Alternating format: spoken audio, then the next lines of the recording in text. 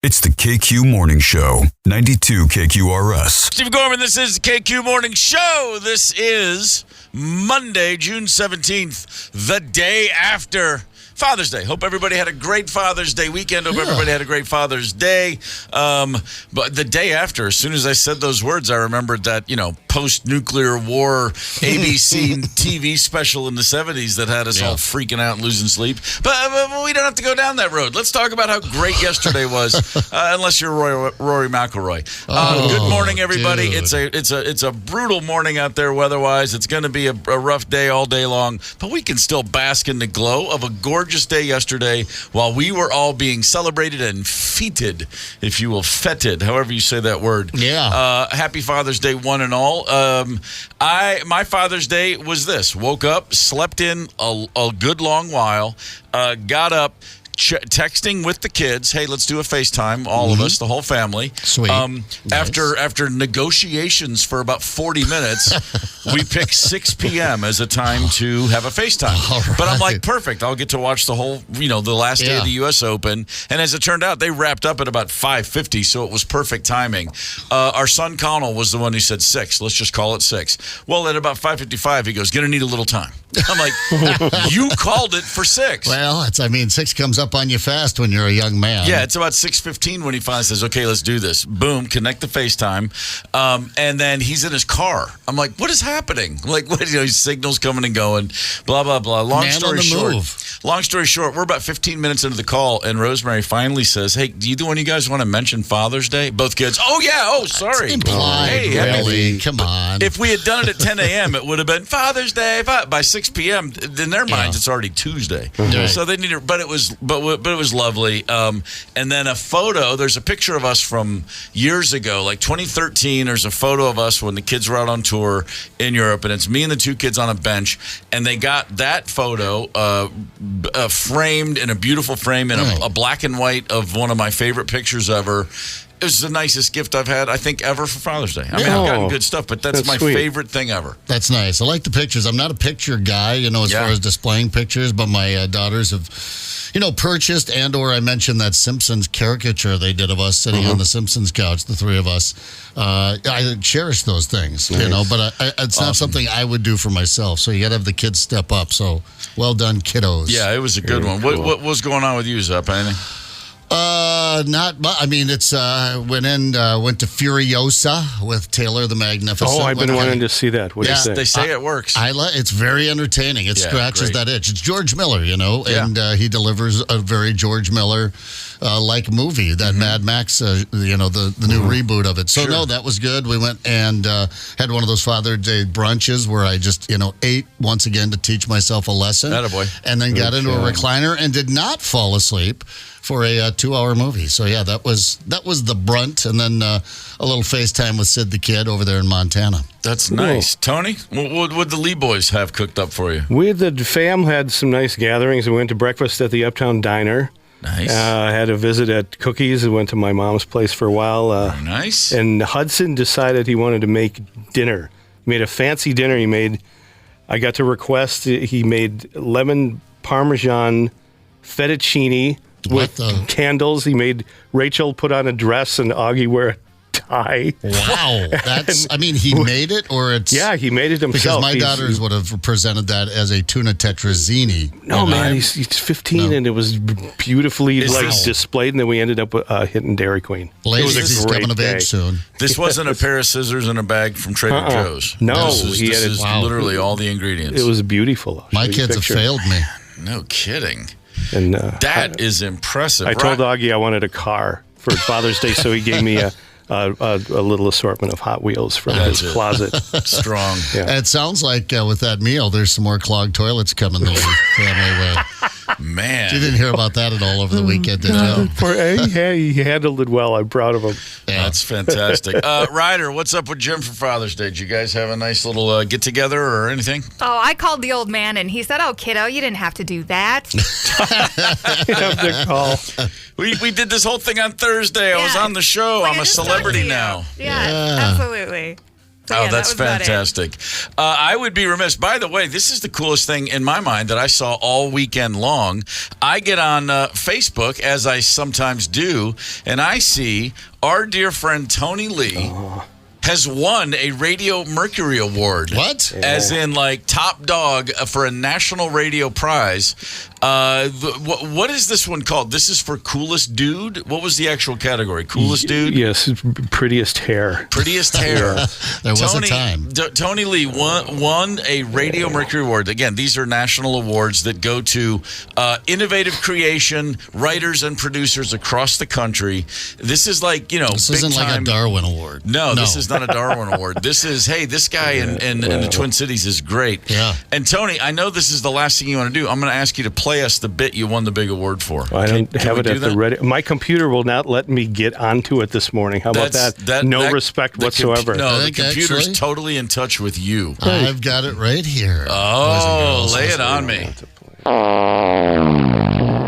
There it Perfect. is. There it was. That's my signature. well done. Yeah, we all want to hear what you wanted. It was All right. It was a promo for our up north trip. Yeah. My Oh, category yeah, was I station remember that. produced promos. I like that. Station So produced it's, promos. you're up against. Wait until the Wyanoka one comes around next year for the Mercury Awards. Man, it's going to be fantastic. And also this, we do have the KQ Father of the Year winner, Jim Seward, nominated by his son Jonah. Listen to what Jonah wrote about his dad, Jim. He has done it all in our family. As a single father, he never missed a sporting event for me or my two brothers while all three of us were in school. And he makes sure to help out wherever he can. He hosts all sorts of things, like the Governor's Fishing Opener and the Schneider Memorial Fishing Tournament, as well as being a school board member and mentor to Jeez. plenty of other youth and people in the community, as well as plenty of other things I don't have room for in the rest of this description. Well done, Jonah. Really well done, Jim. Jim is going to take home a new grill from Fratelloni's, $500 to spend with Dennis Kirk, and an assortment of KQ gear. The KQ Father of the Year, of course, sponsored by Dennis Kirk, the Motorcycle Hard Parts King, and Fratelloni's Hardware and Garden Stores. Congratulations, Jim. Very well done. High five. Man, no kidding. Bill Belichick, remember him? Football coach. Sure. Is he still kicking A around? football coach of note. I'm sure he had a wonderful Father's Day. And he's probably, I imagine he's had a nice Grandfather's Day too. But boy, we've got to talk about Bill Belichick's latest project, if you will. He's got a new star quarterback. Project. And it ain't who you're thinking. Hang tight. Connect with us on the KQ Talk and Text line. 651-989-ROCK. That's 651-989-ROCK. 92 KQRS. I'm Steve Gorman. This is the KQ Morning Show for Monday, June the 17th. Remember the Tom Brady roast on Netflix last month? Oh, yeah. Got a lot of attention. Yeah, it There was a moment when somebody made a joke about Patriots owner Bob Kraft, and Tom Brady shut that down. Yeah, Jeffrey Quick. Ross. Yeah, That's came right. in, and the roast master himself. That's right. Tom Brady was not having it. Not having it. However, Tom doesn't seem to care on any level if somebody wants to take the piss, as they say, out of his former head coach, Bill Belichick. Very different situation. There's the guy that writes the checks, and then there's the guy that calls the plays. And there's a very different hierarchy there, at least in Tom Brady's world. Well, Rob Gronkowski, the all Hall of Fame to be tight end, got up and made a joke about Bill Belichick that fell on deaf ears at the time. It was one that everybody overlooked in real time, and it didn't even register with me. Listen to this joke from last month, and then I'll provide some new context. Coach, you used to talk about Foxborough High School when we sucked, but now I know why you were so obsessed with Foxborough High School. You were scouting your new girlfriend.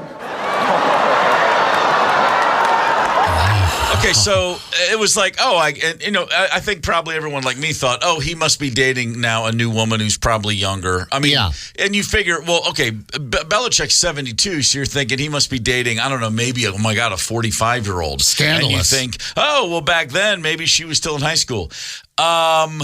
No, there was no. It was kind of a literal thing. If 7 years ago, Bill Belichick was saying, "You guys remind me of Foxborough High School," then that would check out, because Bill Belichick is now dating a woman who is 50 years his junior. She is 24 years old. I mean, 7 years ago, she would have been at Foxborough High School had she gone to school there.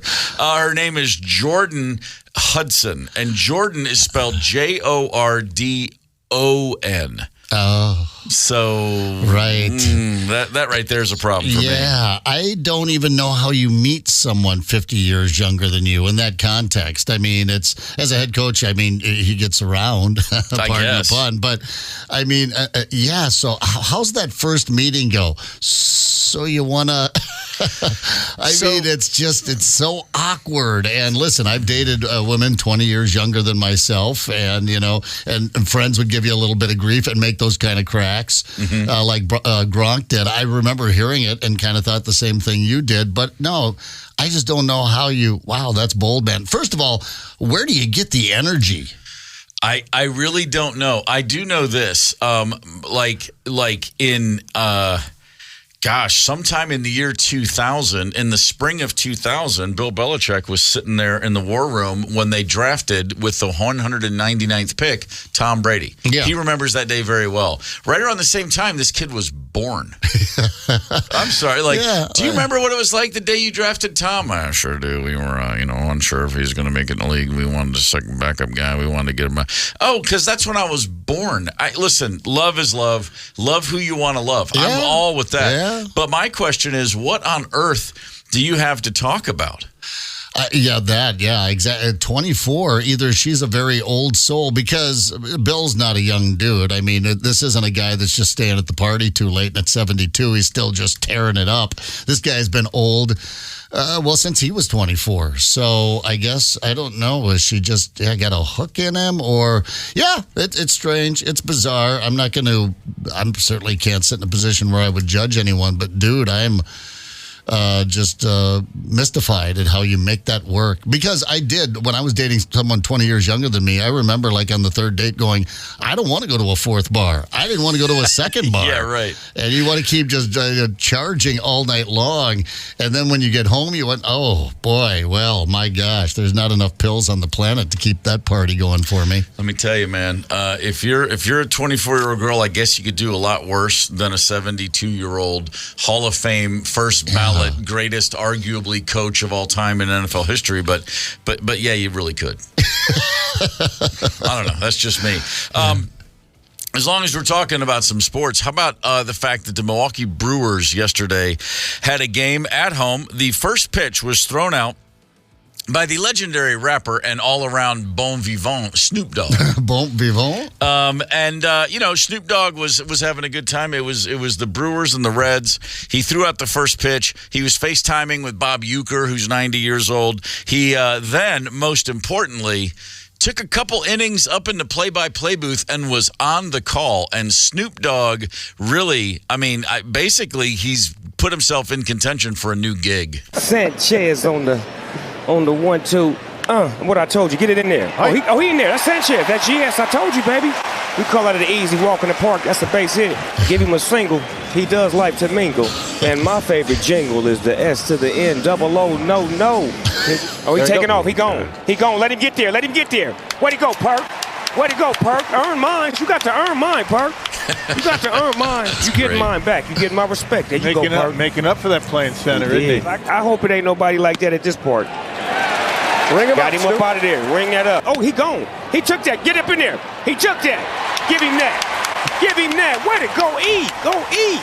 22 eating right now. It's fantastic. I listened to Snoop for 9 innings, man. Oh, That's God, great. yes. Both the NBA and NHL finals are still going on. Wow.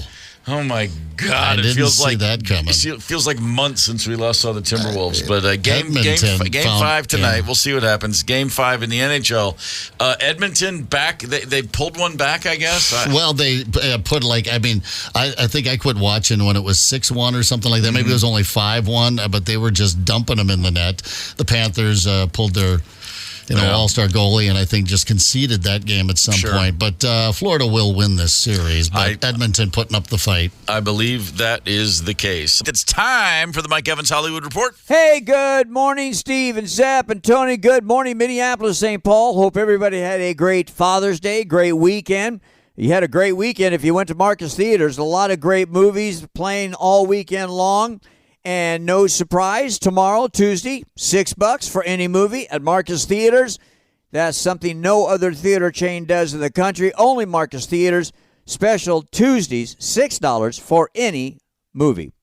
Well, we start off with a very special love nugget.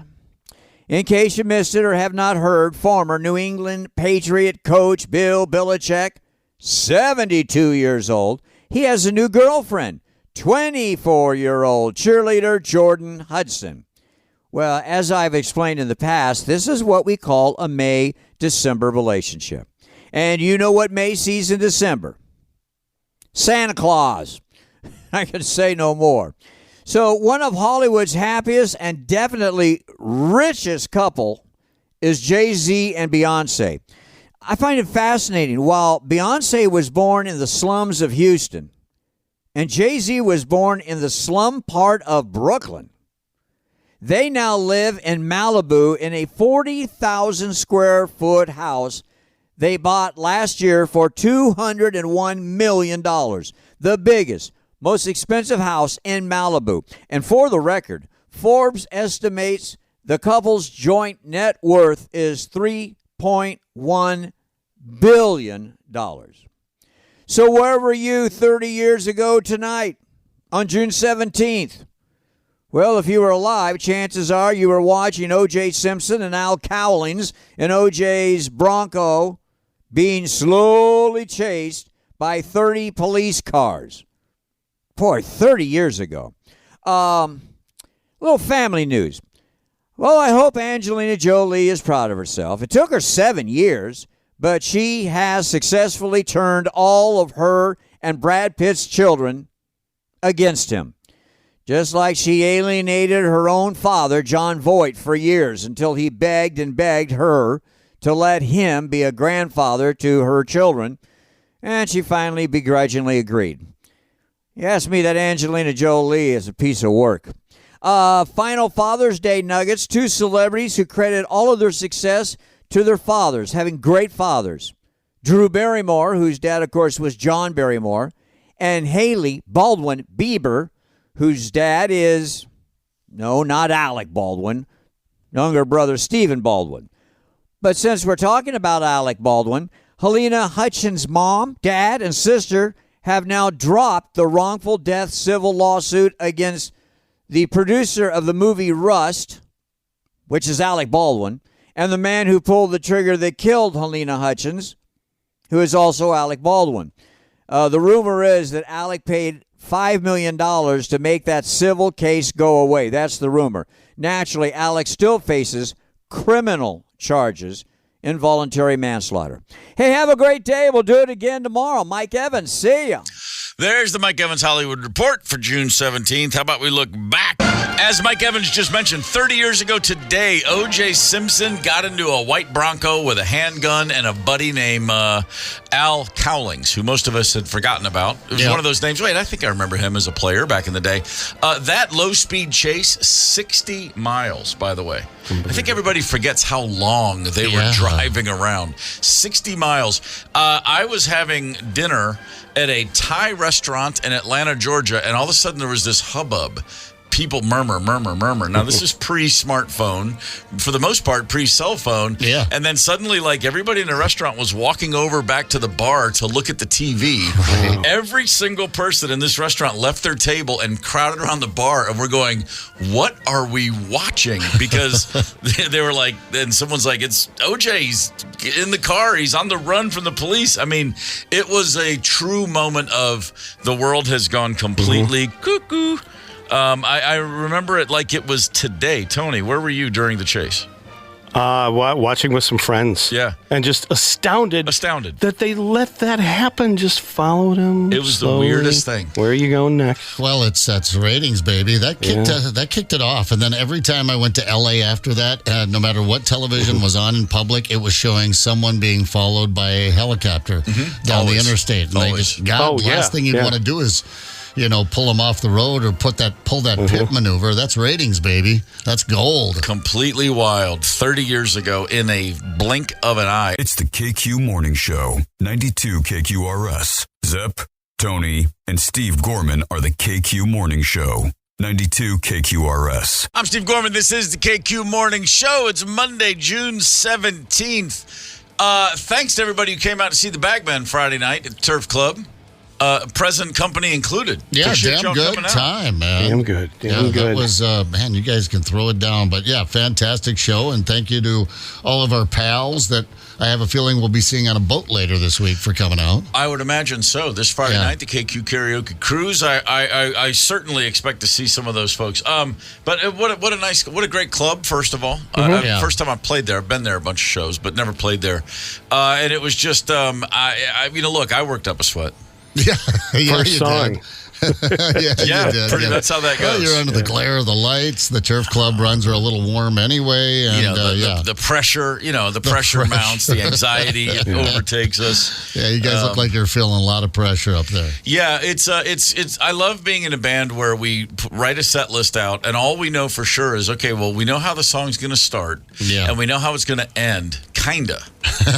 But really, that's all we know. We know how the song. But actually, that's not true. The songs end a little differently every time. We know how they're going to start. They all start the same. And man, do they go off the grid pretty quickly. And would you introduce us to the band again one more time? I know their names, and I struggle. The guitarist is named Luther Dickinson. Unbelievable. So he's not the son of Lukather from Toto. Somebody was calling him Lukather, saying that's Steve Lukather's son, right? I heard it like 2 or 3 times, and then I went with it. I'm like, oh yeah, he definitely is. Luther Dickinson. He and his brother Cody have a band called the North Mississippi All Stars. They've been kicking for 30 plus years. Right. I've heard of that band. And then for a few years there, he did a stint in the Black Crowes with me and the Crows, and then now he's just one of those guys. He's on everybody's call list. He does a lot of gigs with a lot of people. Oh, he's otherworldly. He's unbelievable. Yeah, pretty happy to have him up here at least a couple of times or a few times now in the Midwest. And then that bass player, Nick Goverick, St. Paul guy.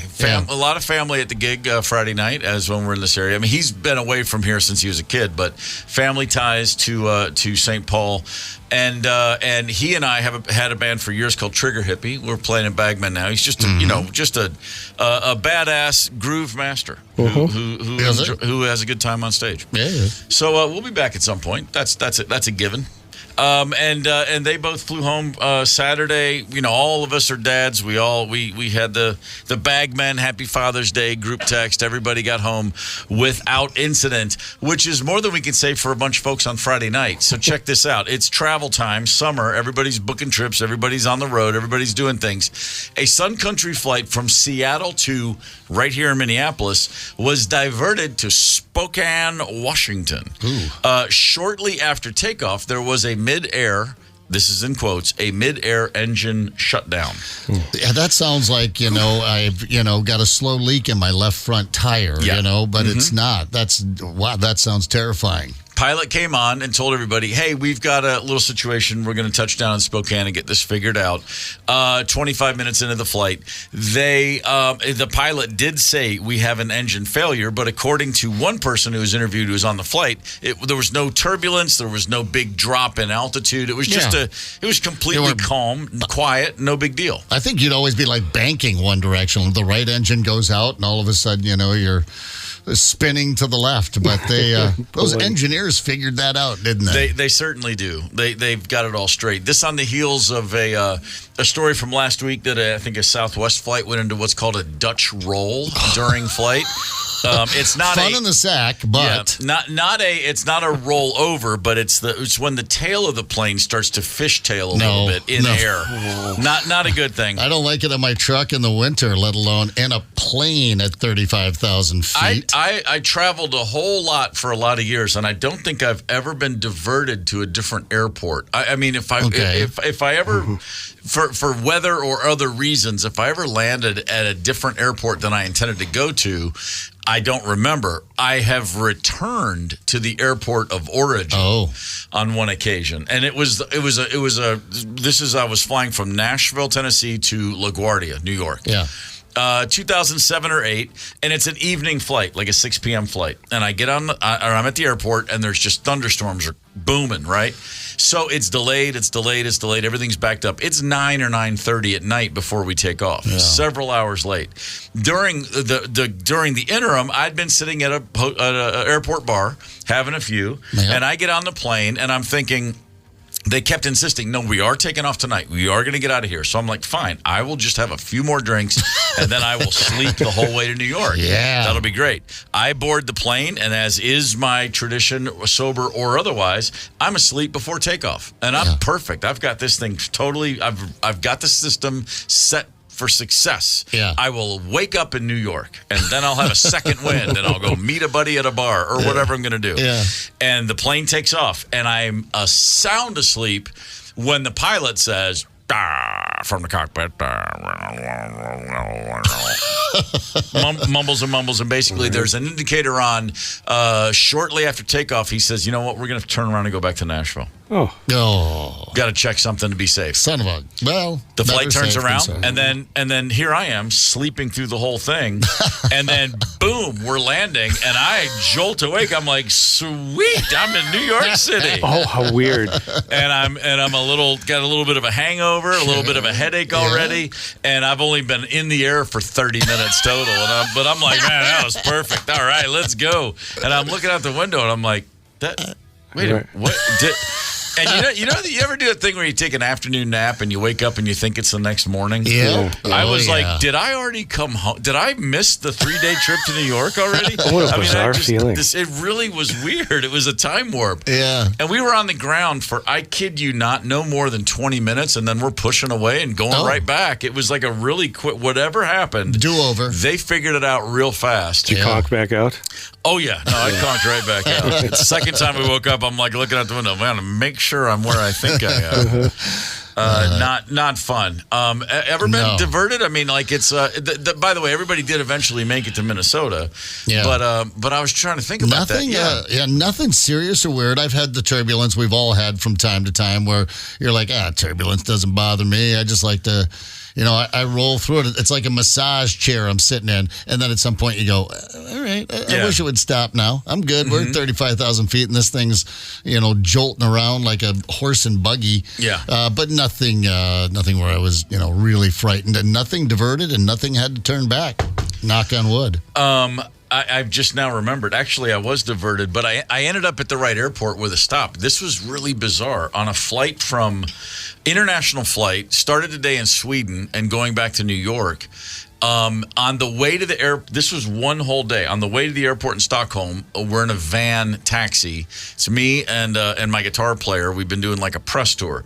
We get rear-ended on the highway. Damn it. Slow, not real fast, bumper to bumper traffic, but a guy rear ends us, and we're like, it wasn't a taxi van, it was a van like the record company, just a guy, and we pull over, and then he has to then call us a taxi because he's got to sit there and deal with the whatever you deal with but we're like, dude, we got to get out of here, we got a flight. So then he calls a cab, which takes forever to get there because there's so much traffic. We hop in a cab, we get to the airport just in time. We got to connect in London, and then we go London to New York.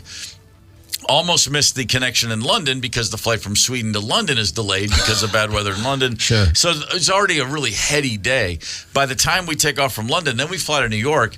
As we approach New York, the pilot's like, the fog is really, really, really thick. We're going to circle for a while and hope it clears up. We're circling and circling and circling. We're supposed to land at JFK, Kennedy Airport, New York City. Yeah. We end up landing at Newark, New Jersey, after circling for an hour or two. And it's like, as the crow flies, not very far away. But, I'm like, well, hang on. Like, and this is 2001, so cell phones, yes, but not like now. Right. And it's like, so we're going to land and touch down, and then everybody that had a ride established on the plane, like, Rosemary was coming to pick me up at the airport. I'm like, well, she must see that it's circling. She's not going to leave. The whole thing. She's down there with her binocular spotting scope tracking your plane. But on the app. Plane lands at Newark, and the guy says, all right, so we're going to be at Newark, sorry. And as soon as the plane touches down, anybody who has a cell phone is passing it to other people. Everyone's borrowing phones so they can call someone to say, I'm at the wrong airport. We pull up to the gate. It's at night. It's 9:30, 10 o'clock at night. There is no one to receive a plane internationally. There's no customs officials at the airport. Well, you get a free pass? No. So they won't let us off the plane. Oh, son of a... Come on, They man. literally won't let us off the plane. We've been on this plane for 9 hours. Well, somebody fake it. Someone put on the jacket and the hat and sit down, and we'll all get through this. We sit there for an hour and a half, and the guy keeps saying customs agents are on their way. 90 minutes in, the guy goes, nobody's coming. Nobody's And he says, and the pilot literally says, you know what? I'm going to get us over to Kennedy. And we push away from the gate. We're in a 747. I'm like, I didn't notice any fuel trucks. Up and down. And all I'm thinking is, how much fuel did you have in here? We're going to take off again? Just from Newark. Listen, this bastard literally takes off, and we fly from Newark to JFK. The whole flight was like 90 seconds. Yeah. We take off. We take off, immediately do a right turn, and land. Well. And when we landed, the fog was so thick, he just stopped on a runway, and a bunch of vehicles drove out with their flashing lights to guide us to the gate. Wow! And I've never been more afraid on a plane in my life. I thought if I'm ever going to go down, it's going to be the 42nd flight in a 747. We got to put her in the Hudson. We got to get in the Hudson. Maybe I got a little jumpy there. There's a pilot who had somewhere to be. Very, very stressful. I'll be honest with you. And then so everybody who's already then spent 90 minutes telling people I'm at Newark, then they're all, go back to Kennedy, go back to Kennedy.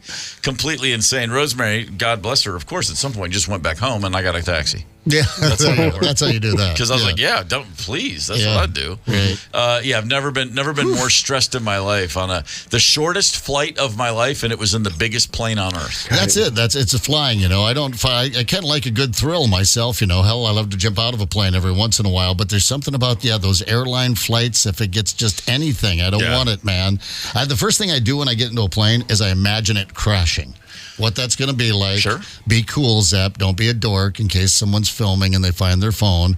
You don't want to be screaming and pee hitting your face because you're peeing all over yourself. Check your hair. Yeah, exactly. I I just want to be the guy sitting there looking cool, like this is nothing. We got this. Kind of like, and we kept bringing up Dr. Strangelove. I'm not going to say the whole title. Dr. Strangelove last week. Yeah, I kind of want to ride it down.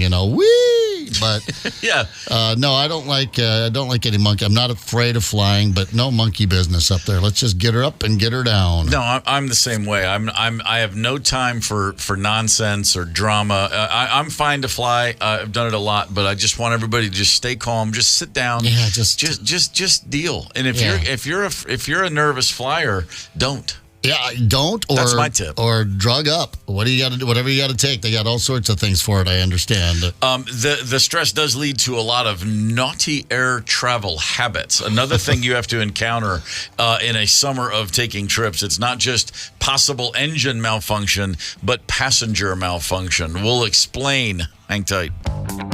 Connect with us on the KQ Talk and Text line. 651-989-ROCK. That's 651-989-ROCK. 92 KQRS.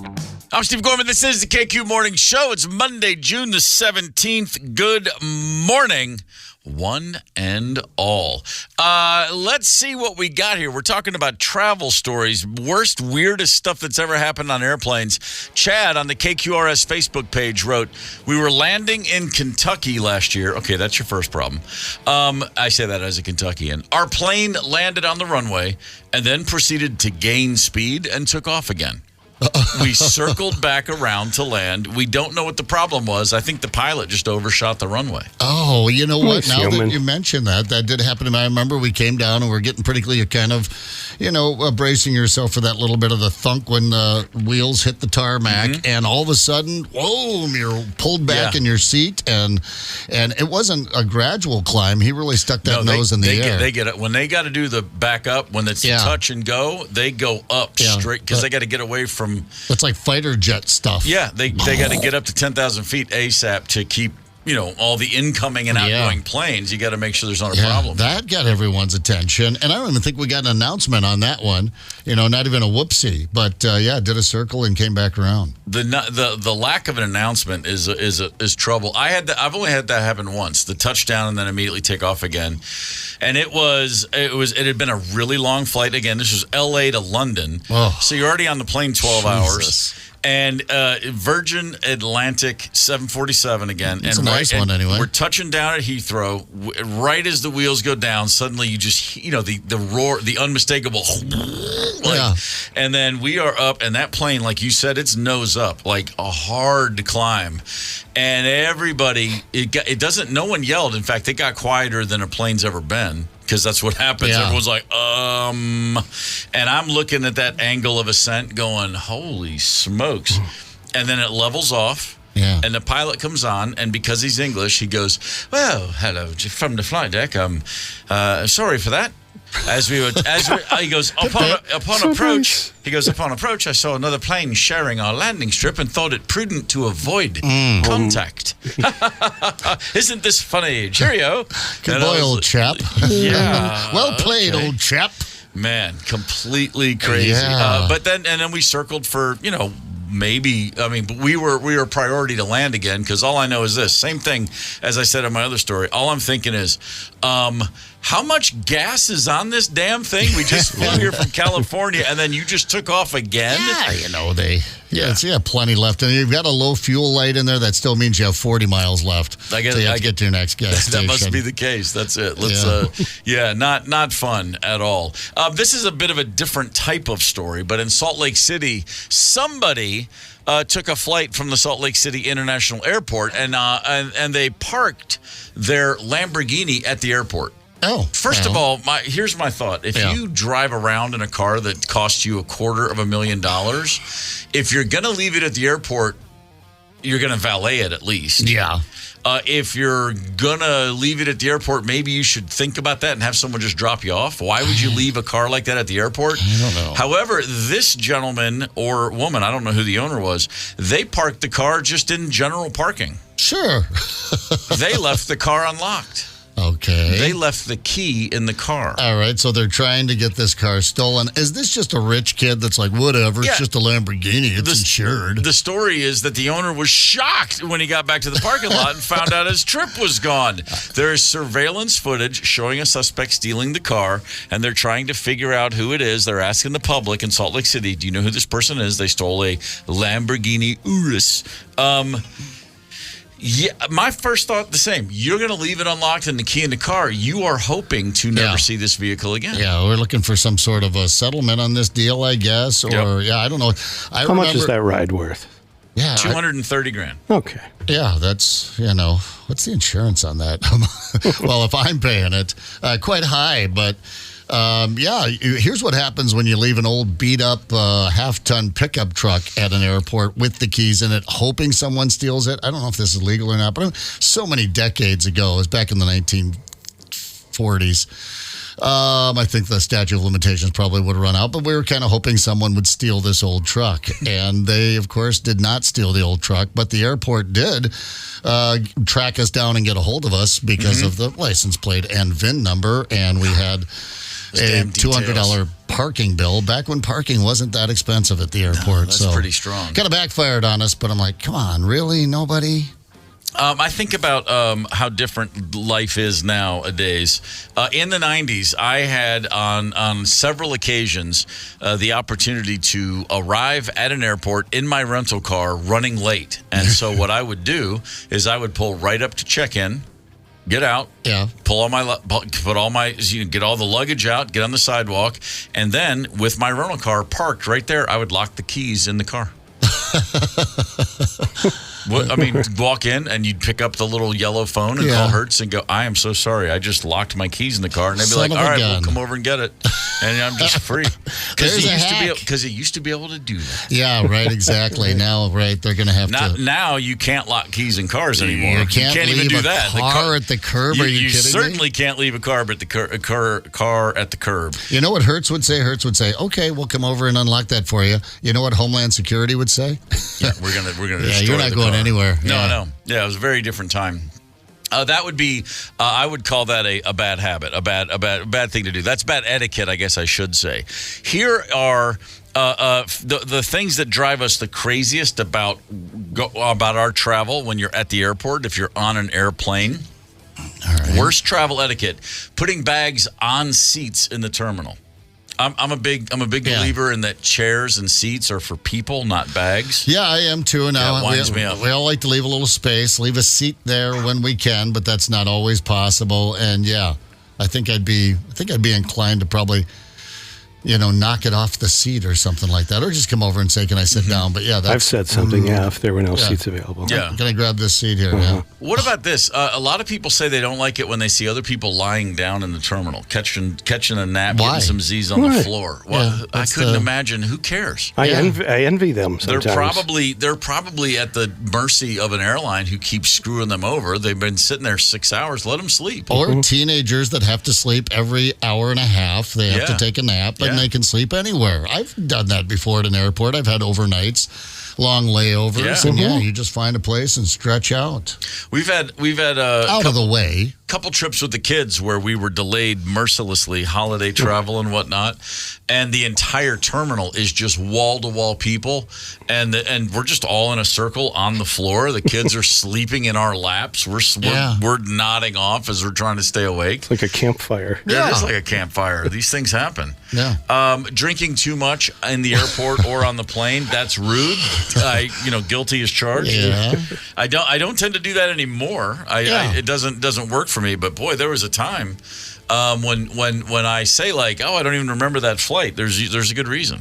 I do it often by myself. Mostly, I guess I travel by myself and at the airport bar. I remember being delayed one Christmas for 12 hours. I got there at 6:30 in the morning. 14 hours. I was at the airport and still didn't catch that flight. I got drunk, sobered up, and got drunk again and sobered up again. I had 2 hangovers and 2 good drunks that day. But I don't try to take it out on other people. I keep it to myself, Sure. I don't want to get surly or start any loud conversations. But, yeah, I'm sorry. It's an airport. It's full of frickin' bars, and we're traveling. So you're going to run into some drunks. Here's another one that people are really upset about when they're on a plane and they see someone else barefoot. Okay, here's my thing. Yeah. That's gross. I wouldn't do it, but I don't care if you do it. I just don't throw it up on the armrest. As long as your feet don't get near me. Keep them down on the floor, and you're basically walking around probably like you would in a bathroom barefoot. But I'm not a big fan of the exposed foot out in public. But just keep it down there on the floor, and I guess hopefully it doesn't reek. On the Facebook page, Angela wrote, it was pre-9/11, so my brother and I went through security to greet our mom, dad, and other brother. We watched their jet be struck by lightning upon in final descent. It dropped 20 or 30 feet before safely landing. I'll never forget the first people off the jet ran through the jetway doors and started kissing the ground. Oh, my God, yeah. I think that's their plane. Here it comes. Zap. Yeah, that would be pretty. That would be pretty traumatizing. Talking about the touchdown and takeoff, Rick on the KQ Facebook post. Landing in Denver, the plane bounced on the runway so hard that some oxygen masks came down. Ooh. Yeah. I've had some hits hard the gas. landings, but nothing like that. No, that's a bounce there. I saw one, and now it's escaping me. Someone said the pilot couldn't find his passport. There it is. Pilot forgot his passport. We couldn't leave till he got it. Only an hour delay, no biggie. He put the throttle down once we got in the air. That's from Raymond. Yeah. How do you get all the way to the plane before? Or maybe that was it. He was just late getting Even there. though they needed passports, they have wings and that fancy hat. Come on. Let them on. Yeah, really. What I mean, could it's like possibly the one guy that we should all know is legit. It would be the pilot, you would think. Ooh, David blowing a tire on the plane landing. That's all he gave us. That sounds like a spin out. But again, there must be eventualities for these things. I guess so. I had just now hitting me too. I had as I mentioned, the aborted landing. I had an aborted takeoff. And I mean, like right at the last moment, the pilot hit the brakes really hard. Just as you're fully expecting the nose to go up and start to lift off, and then all of a sudden, just a crushing face plant the seat in front of you. Yeah, pretty much. A squirrel on the runway. And you know what? I'm convinced to this day. This is in 1997, and I can still feel that immediate like, oh, this is bad. And then of course you're only looking out the window and you don't have any idea what's in front of the plane, but you're imagining the runway's going to run out. It's too late. We took the one too in long. Chicago, we're about to go off in the grass on the lake. But so what the pilot said was we stopped. We did come to a crawl, and he turned off the ramp, and he said, "Sorry about that. We had an indicator. Come on, we're going to go back to the gate. We're just going to make sure this is fine. Shouldn't take too long." And we turned and we rode and drove and drove and drove and rode, and then a couple right turns, and then we took off again. We never went back to the gate. The plane never fully came to a stop. I'm convinced he just hit the wrong button. Pedal on the right. Something was that takeoff was aborted for no good reason, and the dude literally said we got to run back to the gate and check something, and then we never did that at all. We just kept on going. All right. Well, not exactly. Not exactly reassuring, I guess, when the plane doesn't stop. No, that's not good, but all's well, I guess, that ends well. I guess so. There's another one on here. So we're talking about etiquette for flights and things that people think are really rude. And here's another one that I'm just like, you just got to deal with it. One is people who pass gas on the plane. Listen, that's as natural as it gets. It's not pleasant, but you just got to accept that people are going to fart. No, just as long. But we've all probably had that thought where, how do you communicate to the people around you that it's not me? And why is that important to me right now? Right. Maybe because I'm the one sweating and a little drunk, and they're probably all assuming it's me, but it's not me. You make a face and you look around with disgust. Yeah, like who in the world? But then that kind of feels like a tip draws the attention to you. Right. It's a tricky social situation. Yeah, for me, growing up in a house under suspicion at all times. If I smell a fart on a plane, I am like, everyone thinks this was me. It's my first thought.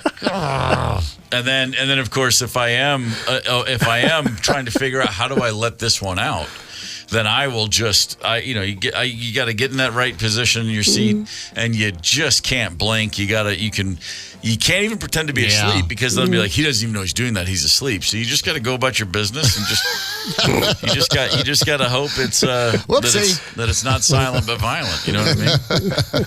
It's just one of those things. Yeah, get those little air vents above your head working in your direction.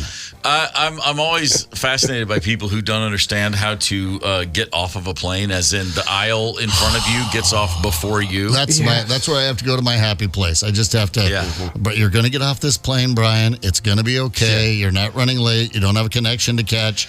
But people piss me off when it comes to disembarking. I think because in the military, at a very young age, I was taught it's orderly, it's fast, it's asses and elbows, but it's orderly, and there's no cutting or anything like that, and there's no, but I've got a connecting flight. Well, then you effed up your. Right. But I don't want to get into a conversation. Just get off when you're supposed to get off. This charging to the front of the plane, and it's almost always young dudes, and I'm like, no, you're just gaming the system. Yeah. You're just going to go to the bar and laugh about how you gamed us all, but get in your frickin' seat and go out one at a time, and try and get your bag out from the overhead sometime in a timely manner. The one time that happened, and it was not a younger dude, but it was an older couple. They came flying up the aisle the second that ding. Yep. They're I don't care about your connecting flight. We're sitting there, me, Rosemary, the kids, Southwest flight into Florida, and I'm trying to stand up, and this guy, excuse me, which is fine. Okay, you want to, but he slammed into me. No body awareness whatsoever. Yeah. And I looked at him, and he goes, wait, excuse me. And I said, hey, relax, dude. We're all going to get off the plane. And when we get off the plane, he goes, but I missed my connection. I don't give a... And I said, well, then what's your hurry? And he looked at me like I was crazy. Yeah. Like, you don't understand. I have missed my flight, therefore I have to get off. And I said, you should be the last one getting off the plane then. Right. Because I haven't missed mine. Yeah. And it was just one of those things where he just could not get around the lot. If he actually had missed his connection, he somehow thought that gave him the right to run off the plane first. Yeah. To kneel down and cry, I guess, in that jetway. What the hell's wrong with you? Here's something we learned in the military that I'll pass along to friendly flyers out there with backpacks or rucksacks, as we called them. We take them off and we hold them in front of us when we go down an aisle.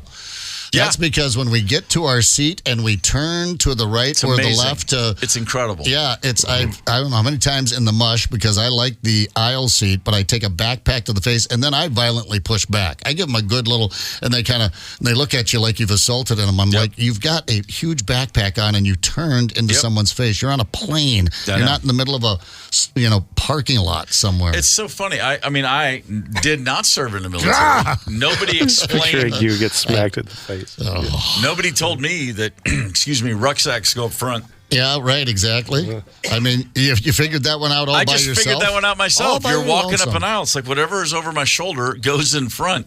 But I, too, prefer an aisle seat just so I can get up and get out and stretch. And the number of people, it's amazing how often I just get hammered with a backpack. I'm like, I know. Sorry. I know you think you're a little waif, but that backpack is betraying your intent here.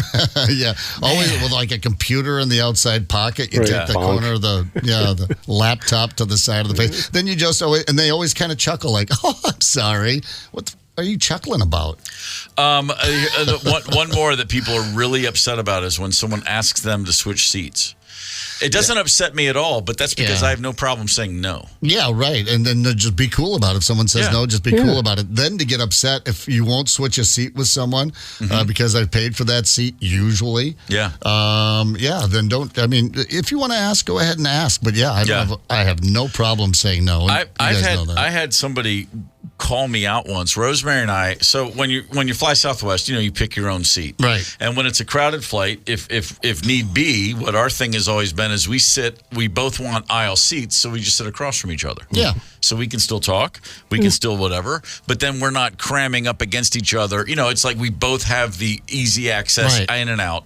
You can hold hands in the middle of the aisle. That's nice. And I have had on 2 separate occasions somebody sitting in that middle on my side go, "Why aren't you guys sitting next to each other? Why would you choose 2 aisle seats?" Shut up! And guy literally goes, "That's not fair. You both got aisle seats." Not fair. It's fair. I looked at him and I go, "You're right."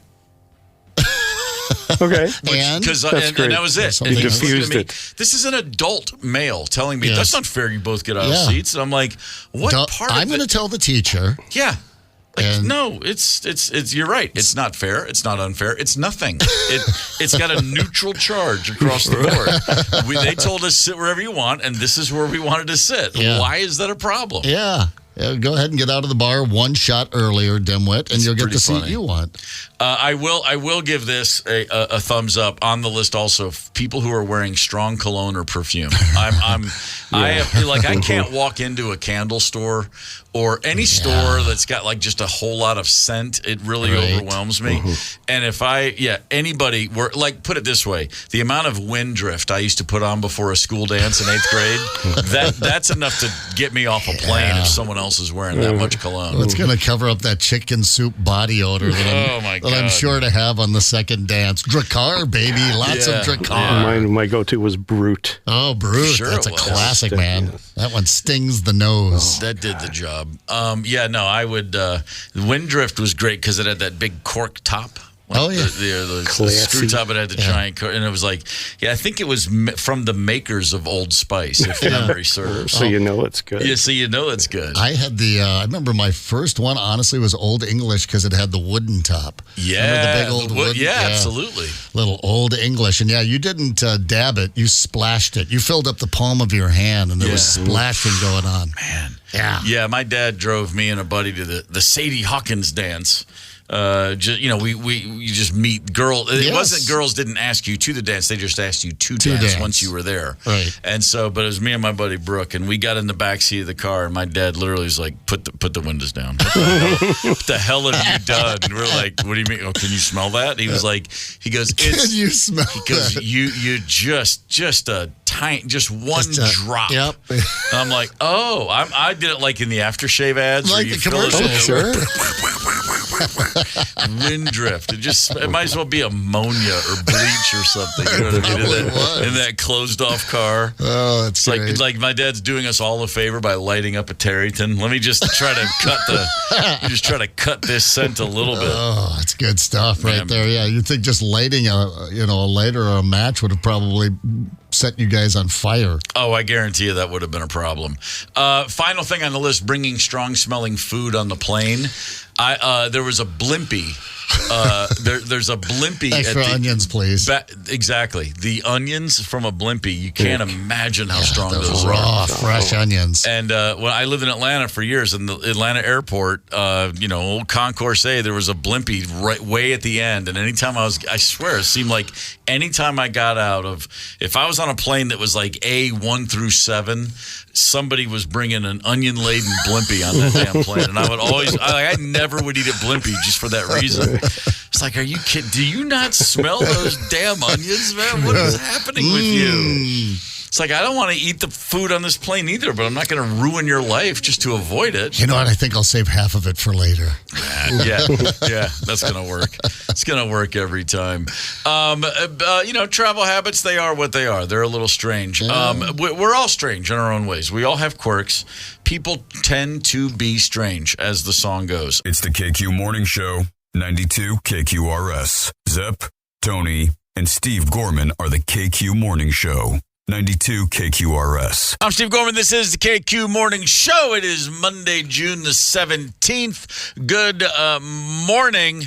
I am going to just call out a text on the KQ Talk and text line. Jimmy wrote, just got to say Bagman on Friday night was amazing. Steve, you guys crushed. Luther is jaw-dropping. Thank you, Jimmy. That is true. That dude is jaw-dropping. It's true. All you guys are. It's a lot of fun to get on stage with somebody that It's like you're just pulling a ripcord on a top and watching it spin. It's like the song kicks in, and then it's like Nick and I just look at Luther and go, okay, go. And then he just goes off to outer space. It's pretty great. So thanks for coming out, Jimmy. I greatly appreciate that. People are weird, man. People are odd. People do unexpected things. What else do we know about people, Tony? They're bloody odd. You think you're strange? Well, we're even stranger sometimes. That's debatable, but let's play this. Don't feel so weird. You're amongst the brethren. Yeah. We understand. And we can be really, really odd ourselves. What we're going to do is confess to you some of our weird, odd, quirky, strange habits and or thoughts. And you get to guess if our quirks are genuine or if we made them up. That's how you win the prizes. I like it. Mm-hmm. I like it a lot. Celeste Barber tickets on the table. Let's go. Who's contestant number one? Number one, we're going to go with Josh from North Minneapolis. Josh, good morning. Yo, Yo, Josh. good morning. Good to hear from you, Josh. Is there anything about you that you would say is a little strange? A little strange. My left foot is 3 times bigger than my right one. What the? Three times? Like 3 sizes or 3 times? That's total BS. I like that. I just came up with something real quick. He's playing our own game. We got hoodwinked. Oh, that's a strong effort. Then you are more than ready to play this game. People are strange. Yay or nay? Let's go to the strange master general himself, Tony. Why don't you kick us off? Okay, I'll start, and then we'll go around the room. Okay, Josh. Look, I don't want to ignore and neglect bowls and plates from the bottom or back of the cupboard, so I will actually move them ahead to give them their fair shot at participating in the meal process. Do I really do that or not? yes. You are correct. Good boy. I do. All right. Seriously, Right on. feel weird that they're being left out if they're in the back there. I pull them to the Yeah, I front. feel you. I would have bet the farm that was true. Yeah. Yeah. All right. Zepp, what do you got for Josh? I was going to go with the old left foot 3 times bigger, but... Damn, he got you. Yeah, just really took that one away from me. All right, here's one. I currently hold the world record for giving myself food poisoning more than any other human as of Saturday, 78 times and counting. 78 times. No. No, No, that's not. No, but I have like about 8 times. I mean, I'm up there right around. I'm closing in on double figures. I'm just sure of it, but not 78. No, That's not good. I got to cover stuff up, or just put it in the fridge. I've got 3 food poisonings in my life. Only one was that I did to myself. Yeah. And but boy, there's nothing worse. I feel for you. Yeah, no, it's bad stuff. All right, Josh, you're 2 for 2, sir. Ryder, what have you got for Josh? Oh, well, speaking of food poisoning, so I think many people are probably familiar with the iconic Uptown Bar. Some very notable bands played there, including Nirvana played the Bleach tour there. Yeah. And legend has it that Cobain was so drunk that he puked in the back alley during sound check. That was my after-work bar for a long time. I have also puked in the back alley behind what was the Uptown Bar. And since Apple bought it and turned it into an Apple store, we're talking like 20 years ago, I decided I have to boycott Apple for the rest of my life. There will be no Apple products that are purchased by me. Wow. Josh, what do you think? Yes. That is absolutely true. Wow. 100%. Yeah, baby, yeah. How many Uptown glasses do you have in the cupboard? Oh, man, there's been so many moves. I think I still got like 2 or 3 floating around. I still have one hanging out. Hell of a Bloody Mary. Hell of a bloody on a Sunday morning. I assume that was true only because when I text Ryder, it's green, not blue. I'm like, she doesn't have an iPhone. No, she doesn't. And now I know why. She'll text us from Studio A to Studio C, and it'll take like 4.5 hours to get to us, but that's cool. Whatever. Suck it, Tim Cook. Yeah, really. Militant. Man, I mean, it's one thing to say suck at Steve Jobs. She's Yeah, going she's to the right for current regime. Wow. Yeah. Keep All it right, going, Josh. Mr. Gorman, Josh, you weirdo. Let's hear make a it. sweep. Josh, you're 3 for 3. All right, this harkens back to in my youth. I had some serious OCD, which I no longer struggle with, but not too bad. But here's a true story. We're talking about weird travel stories. The first time I ever flew on a Piedmont Airlines flight, I was 20 years old. I stood outside the lavatory, as you do, and because there was a tight squeeze, the flight attendants were trying to move a cart, and I'm in the way. I spun around in place, just avoiding them all. And I used to always know if I'd spun around in place. And so I walked into the lavatory that day realizing I just did a counterclockwise spin. Oh, no. So when I exited the lavatory, I spun clockwise to get the balance back. Okay. That's called life with OCD, by the way. So I no longer have OCD traits like that, but to this day, I always spin counterclockwise on approach to an airplane bathroom. Very subtly, I act like I'm looking at something or something caught my eye. And then when I leave, I will spin clockwise back. I do that for luck. My kids are aware of it, and if they're on the same plane with me and I get up, they just mock me mercilessly for this. Is that true or not? Yes. That is not true, Josh. Oh, my God. Oh, I totally bought it. Josh, I sucked me into I it. put a nice worm on the hook. Looking like a dog.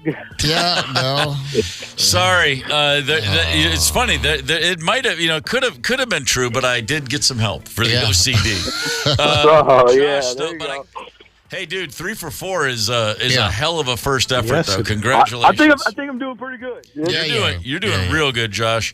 Sit tight. We're going to see about contestant number 2's efforts. Tony, who is contestant number 2? We're going to see how Shane from Minnetonka does. Shane, good morning.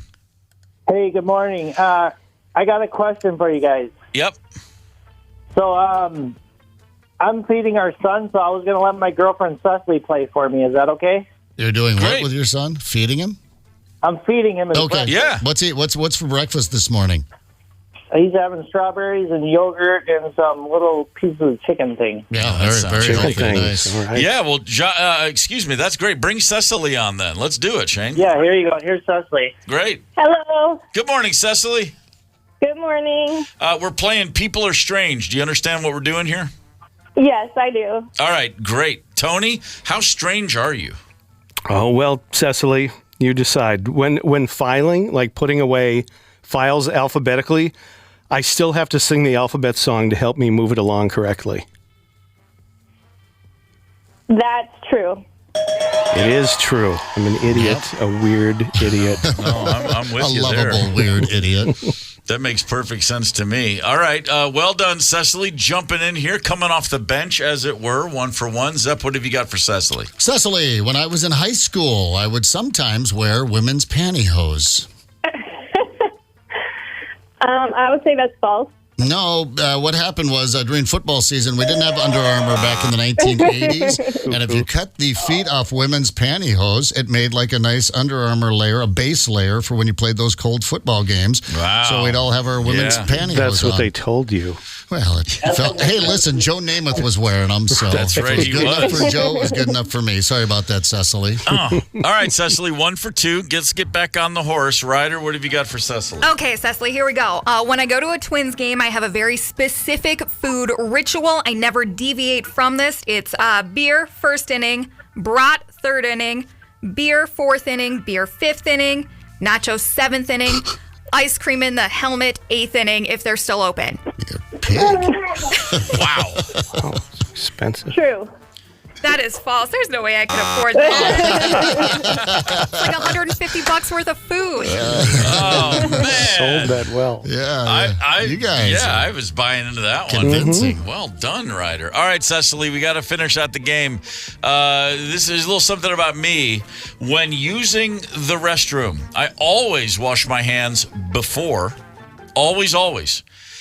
Afterwards, usually wash my hands. So always before, usually after, but not always. False. That is false. All right. All right. Whew. Whew. Do you sterilize yourself before you go to town? There's a jumpsuit in my trunk at all times for that very reason. Dr. Gorman. Yeah, I do have a buddy that washes before and after. We don't even give him crap about it anymore. It's his thing, At some whatever. point, it's what you got to do. Yeah, right. You don't want to get germs on your wiener? Cecily, 2 for 4. Most days, a solid performance. But today, I'm sorry, Josh went 3 for 4. Therefore, Josh has won tickets to see Celeste Barber. Congratulations, sir.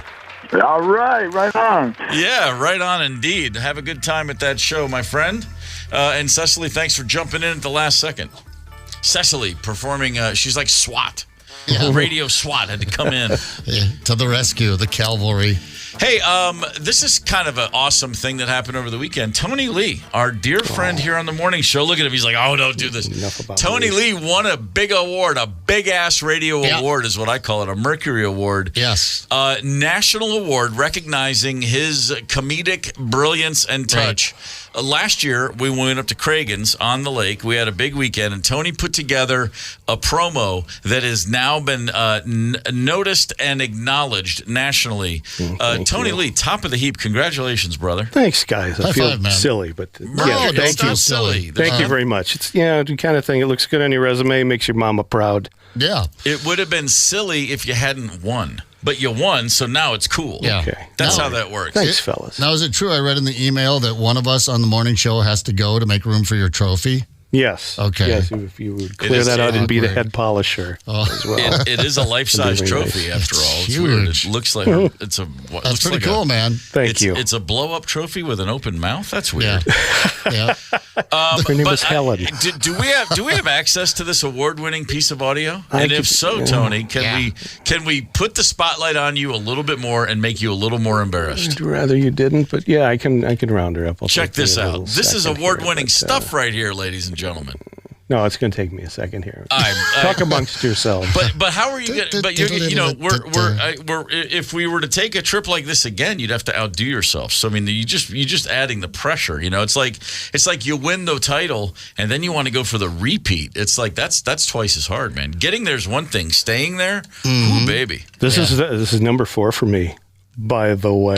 Wow, hold on a minute. If he go for 1 minute, he's like, hang on, that's too much attention, guys. Then he's like, you didn't mention the first 3 times. If you're going to talk about me, let's.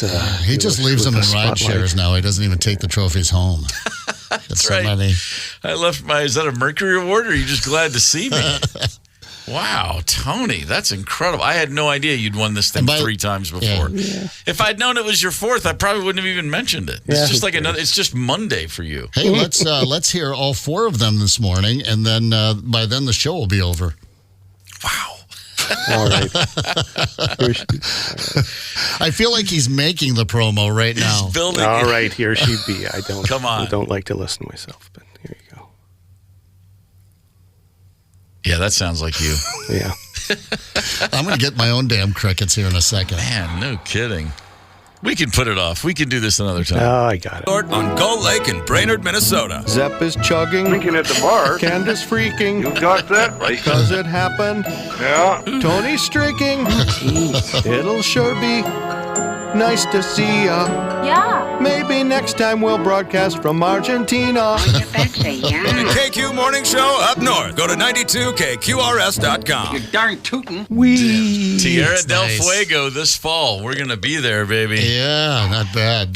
The Radio Mercury Awards, innovative, creative from writers and producers. Tony Lee, national champion. Oh, thank you. It's like you won. It's like you won March Madness. That's great, man. That's cool, Yeah. you guys. Thanks very much. Yeah, don't Appreciate go it. running off to a bigger market like Duluth now. You just stay right here. If you go to Duluth, then you'd have to say you're going down to Cragen's. Oh, you're so right, Steve. You know, that's how that goes.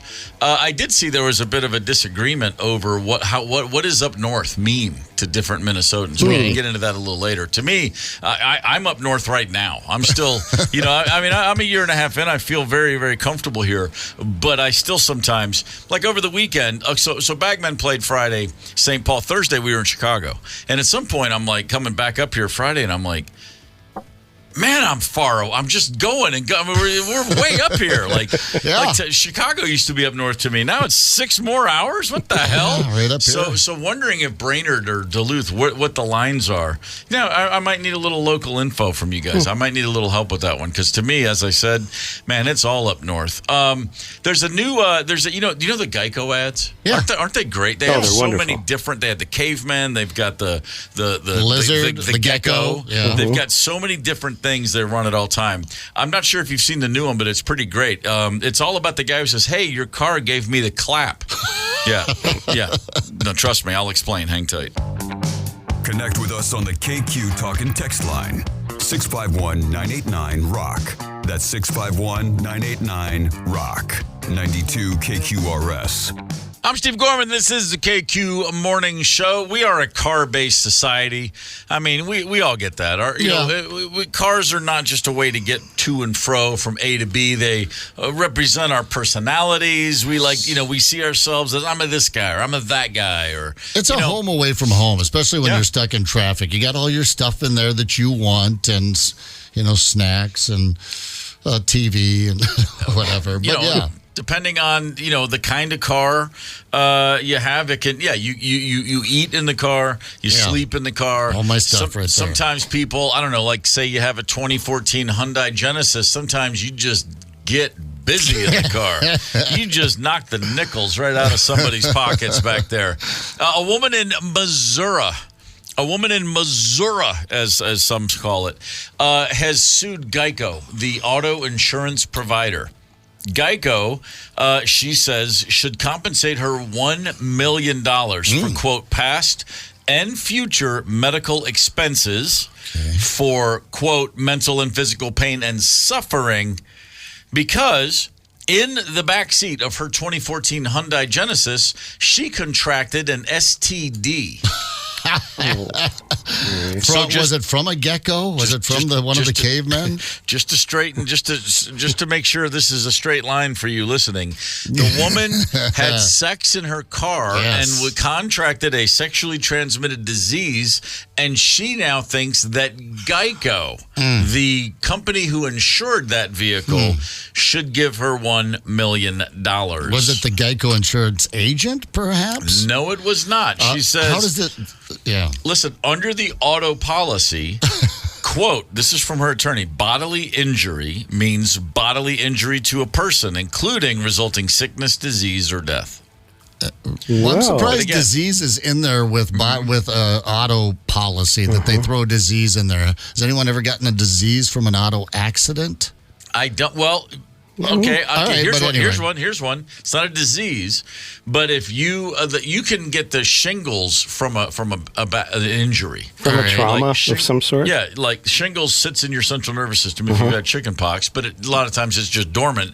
But if you can have a back injury, you can have something like like whiplash. You jerk your spinal cord and it releases into your bloodstream. Apparently, maybe she something had like that, like a herpes breakout or something because of this. Well, she got laid in the vehicle, got a contracted an STD from this dude. And is this thing gone to court? It has gone to court. The judge agreed. Okay, Geico's argument was sexually transmitted diseases do not occur in the quote normal use of the automobile. Haven't you ever gotten into a little fender bender and suddenly your wiener was in a woman? Apparently, it happens more often than you would think. Yeah. The judge said, quote, upon review of the parties' arguments, the court finds that consensual sexual relations in the car does not constitute a use of the automobile within the meaning of the subject policy. She is appealing the lower court's ruling. She's going to take this one all the way to the top. Geico's lawyers, here's their thing. The auto policy does not cover liability for injury caused by the transmission of a sexually transmitted disease merely on the basis that a covered vehicle was used as a shelter for or as the site of sexual activity. Do you imagine? Someone went to law school. Yeah. Someone worked hard, I would imagine. Yeah. Someone got a job as in counsel for Geico, in-house counsel, and they had to produce that sentence. I like that she got someone to take her case, most likely. I mean, I guess we didn't read that in the story. I'm assuming she's being represented. Who knows? I mean, someone probably fine-tooth combed that policy and went, disease, we've got it. I think we've got something here. Let's run it up the flagpole and see if Geico will just settle. Maybe it was one of those. The judge also questioned, so should Geico be liable for every unwanted pregnancy that occurs in the backseat of one of its vehicles? Yikes. I mean, making the point. Yeah. The court is yet to issue a ruling, but it seems like the judge certainly knows where he sees this one going. I mean, you spill hot McDonald's coffee in your lap, get third-degree burns. I get it. I get the point. Yeah. You just getting your freak on in the backseat of a car and with someone that, hands over the keys to the chlamydia kingdom. Right. What ladies or whatever it was. The chlamydia kingdom. I love it. I was just looking for a little alliteration there. Ladies, you share some of that responsibility. You got to make them cover that sucker up, I mean, I'm just saying, it's hard. Of all the people whose fault it is, it's not Geico's. I mean, Sue Hyundai say, your seats are so comfortable, I couldn't help but spread my legs. I said the bucket seat went back, and suddenly my feet were up, and I was in the sex position. Right, exactly. I don't know how to explain this, but I was driving a Genesis the other day, and by God, before I knew it, I was erect. I don't remember the Genesis, but you've had some good times in a Genesis. Apparently so. Someone has. Yeah. Genesis is one of those cars. Every time I see a Genesis, I have to Google who makes that because I just can't get it. Same thing. I'm like, is that a brand or is that a style? What is that? Genesis. It's like the new SUV that I always see. What's it called? The Vivian, the Vitreon. It's like Rivian. Rivian. I see the pickups too. I've they do pickups. I've Googled Rivian 7 times, and to this moment, I can't tell you what it is. I always forget. I'm EV. It's an EV car. It's like its own company. It's pricey. Yeah. It's not like an offshoot of Honda or whatever. It's just like, and every time I forget. Yeah. Speaking of people who are suing others for their own malfeasance, check this out. A gentleman in England is preparing a lawsuit against Apple, not the Beatles record company, Apple, but Apple. He is going to sue them for £5 million, which is about $6 or $7 million. Here's why. He has recently been divorced, and he's blaming the breakup of his marriage on Apple. Really? He was married for over 20 years, okay? Final years, as it turned out, of his marriage, he had been unsatisfied with his sex life and started soliciting and going to sex workers on the side. Well, he would contact them via the iMessages app on his iPhone, and then he would always delete those apps. And he was under the impression that if you delete a message from your app, it's completely deleted from the cloud forever. However, his wife was on the family iMac at some point, and some of his messages going back a couple of years with his sex worker friends, they popped up despite the fact he thought they had been deleted. Oh, yeah. His wife immediately, within a month, filed for divorce. He told in an interview to the London Times, if you are told a message is deleted, you are entitled to believe it is deleted. He says it's quite painful and very raw still. It's a brutal way of finding out for my wife. My thinking... now he's concerned. My thoughts are, if I'd been able to talk to her rationally about it and she had not had such a brutal realization of this, I might still be married. All right, dude, first of all, I get what you're saying, because I'm guessing at some other point in the marriage he's talked her out of some. Guys and women both can do that with their spouse, talk them out of something like this, but probably not. But, sorry, hand in the cookie jar, that's not Apple's fault. And I'm pretty sure when they say it's deleted, there's also something about it staying in the cloud. Yeah, it's in the cloud forever. He went on. This is a lengthy interview, and the guy's not doing himself a lot of favors. Talking to some of my friends. I was talking with some of my friends, and these are quotes. Some of them have had affairs, which I consider a much greater breach of trust, and still stayed married after it had been revealed. An affair, meaning there's an emotional connection. Me, it was just sex with whores. With whores, dude. I mean, you talk about, let's go back to the last story, the old STD. I mean, that's what you're playing around with out there. Apparently, your wife didn't feel the same way. He said that his marriage had been thrown away over something many men do, and some women do, but mainly men. Well, let's not point fingers, but... I mean, mostly men. I mean, some women, should be fair, but mostly men, that's how it is. I think it would have been a way through it all if the realization hadn't been so sudden and brutal and upsetting, isn't it? So I would have loved to have heard the conversation where he very gently let her down, like he was going to take this to her anyway. Yeah. Well, she was going to find that it was a hookers. Yeah. Let me tell you, I wonder what a woman would find more upsetting, more of a betrayal, if you were seeing hookers or if you were having an affair. I can't get inside the mind of a woman right now. It's a little early in the day. Never could anyway. In addition to a financial loss from the divorce, he said the effect on his health has been quite dramatic. So what? He said, I was on really strong beta blockers to try to reduce my panic attacks. I genuinely thought I was going to have a heart attack. Divorce is an extraordinarily stressful process when you have children and family dynamics. In my opinion, it's all because Apple told me my messages were deleted when they weren't. I'm getting dry skin because of it. Oh, my God, dude. Yeah, he's just a sore loser, already. man. Yeah, whining, and it's all about me, and you got busted, brother. It happens. Listen, my John Thomas has a mind of his own, right? Yeah. Like he called today, I'm looking at this article. He and his wife were very happily married, and it was a superb marriage. Yep. Dude, you were superb. All right. Now, look, sex work is just work, isn't it? Yeah. Yeah. I think they should unionize. And so your wife found these on your shared Mac computer. You don't have separate accounts, but you're seeing hookers. But that's all right, whatever. She accidentally found these old messages. Dude, she was snooping. She was on to you for a while. She wanted out of the marriage. She knew she had you dead to rights. She was taking her millions and hitting the road. She just needed a little evidence. And you Monty, you gave her plenty. One way or the other, she was going to get it. Your money, that is. They hung me out to dry. Apple says it's deleted. It should be deleted, shouldn't it? Isn't it? Not a tech genius. No. That's all I'm going to assume. No. The way we've talked about it, you have to assume a few things in life now. One, you're always on camera. Always. Always on camera. And two, if you have hit the send button. Yeah. Send is forever. Yeah, send is forever. It's out there. It's in a cloud. It's on someone's device. When push comes to shove, if you think you're going to get away with murder, guess what? Nothing ever gets deleted entirely. Total train of thought going the other day. I won't go into the details because I don't even remember, but it was something about, I think I was picturing a movie scene, or I was thinking about how can you threaten somebody? Like you can't go up and if you write on a piece of paper and hold it up to them and then tear it into a million pieces, a CCTV camera could still get that piece of paper. This whole long thought. Yeah. So I was like, what if you wanted to give someone a message, but you never wanted it to be repeated? Could you type it into your phone And like in a like say you open up a text bar. Like I say to you, Zep, like Zep, I'm going to break your ankle today. I want to put that to you. No, I'm just you guys heard something. that, right? I'm going to threat you. But if I open up a text thread and I'm sitting with you and I put it in the text thread, Zep, I'm going to kill you later today. But I don't send it, but I show you my phone. Yes. And then you look at it and then I delete it before it's ever been sent. Yes.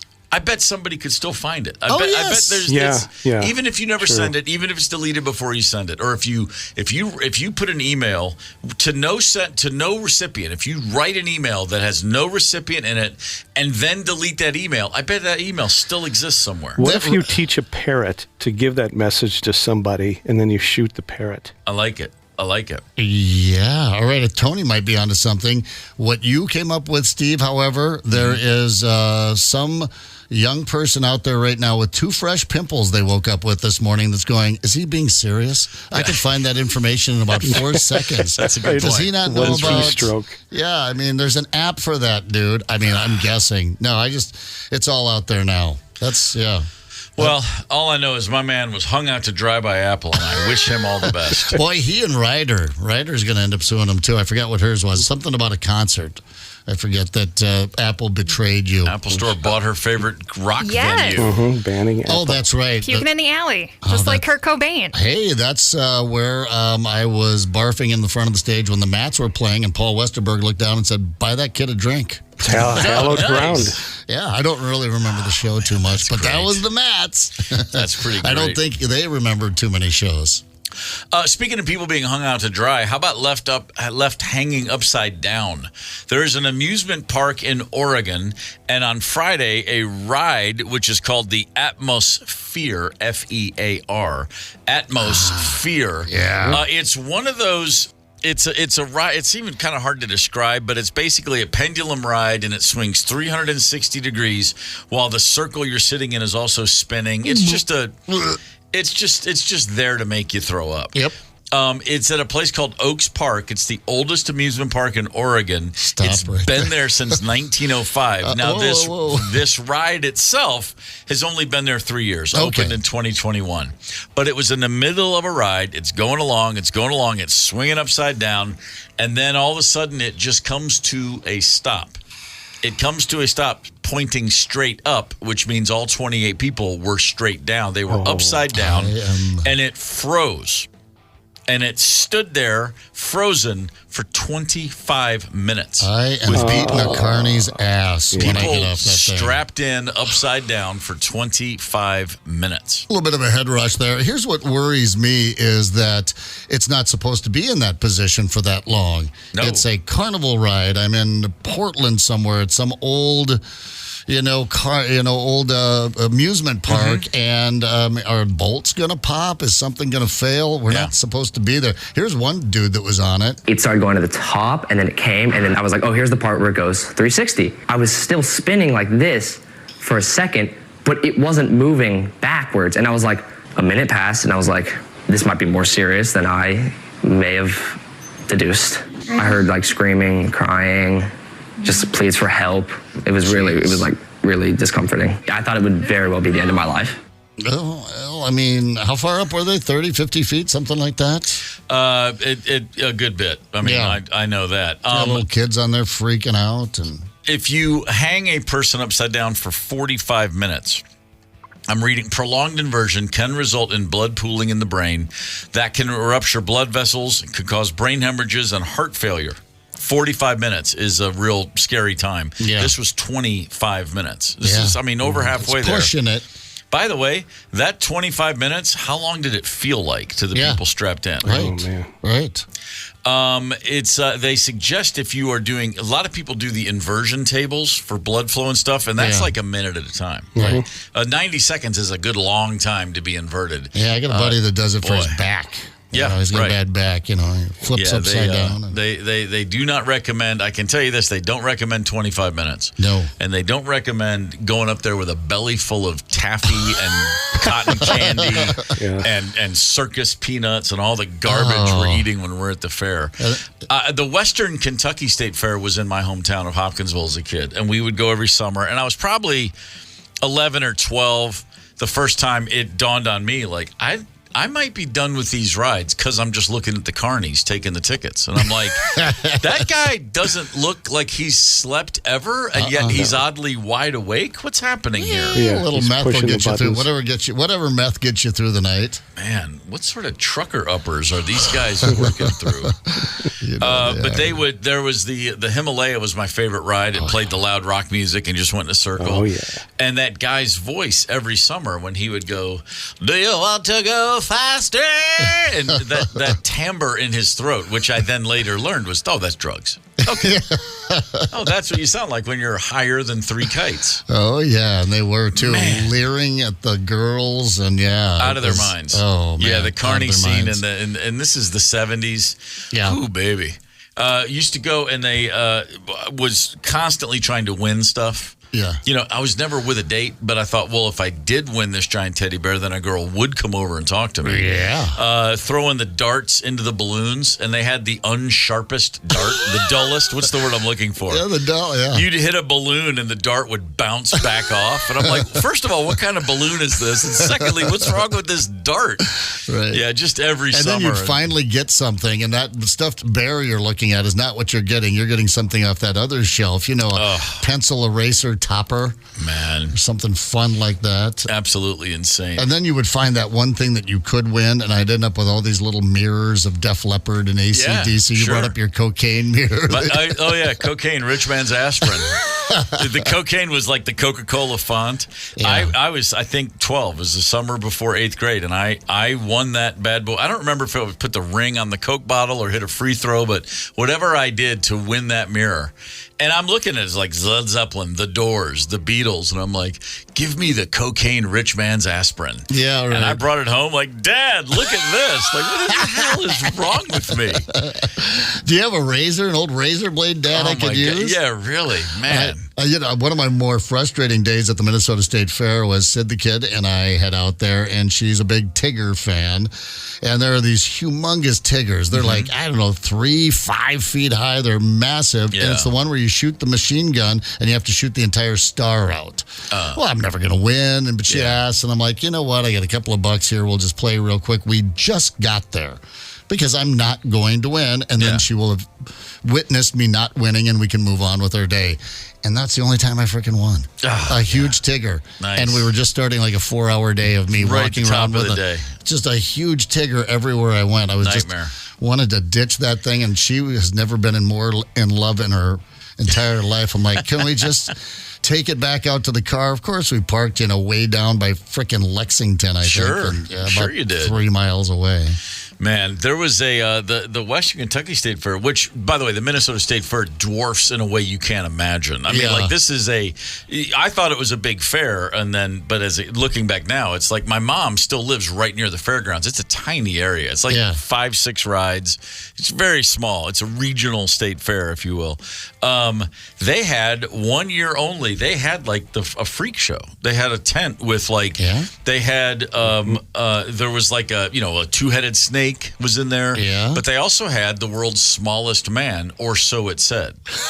And I remember it was a PA was just playing nonstop. Little Jimmy Simpson, he sits in the palm of your hand. That's what it said. And it showed pictures of this guy who was like so tiny. He was like barely bigger than a G.I. Joe. You got to look, right? And I'm like, I am putting $3 down. I'm gonna see. It was a little person, but he's a little person, as in he's bigger than Chauncey. But he's tiny for an adult man. But I was like, and he's just sitting there like in bad mood. Just not smiling, not waving. He's just looking at us like, hating his life. There was a... nothing in life is the way it's supposed to be. No, there is a freak show, an infamous freak show at the Minnesota State Fair year after year. Now, Tony, this was before my time. I just revel in the stories, and I've Googled Lobster Boy. And Lobster Boy was I don't know if you can explain this better than I can. Did you ever go out and see him? Yeah, I mean, the fingers, they were webbed. Yes. But disconnected to be like a V or like a W. Yeah. I was walking through the parking lot one time, And the heaviest man in the world, supposedly, and the tiniest man in the world, supposedly, also were having lunch together. And they were sitting on a bench, and the heaviest guy, of course, had this like gigantic sack of cheeseburgers and fries, and he was going to town and dripping. And the little guy was having a carrot. And I walked by, and I couldn't help but laugh out loud. And the little man gave me the finger. Yes, yeah, he did. They were always angry. I heard that about Lobster Boy too. He would be in there smoking cigarettes and just pissed at you. He just, just throwing insults and barbs at you. The little guy gave you the finger. And you're like, why is he sticking his pinky? Oh, that's not his pinky. Right. Oh, damn! Look at that little thing. Another carrot. I mean, it's a good thing that it's a good thing the world's largest man didn't make a mistake and eat him. Right. You couldn't get up. Ooh, I'm gonna have that carrot, and you took the whole thing. It was a French fry, a chicken nugget.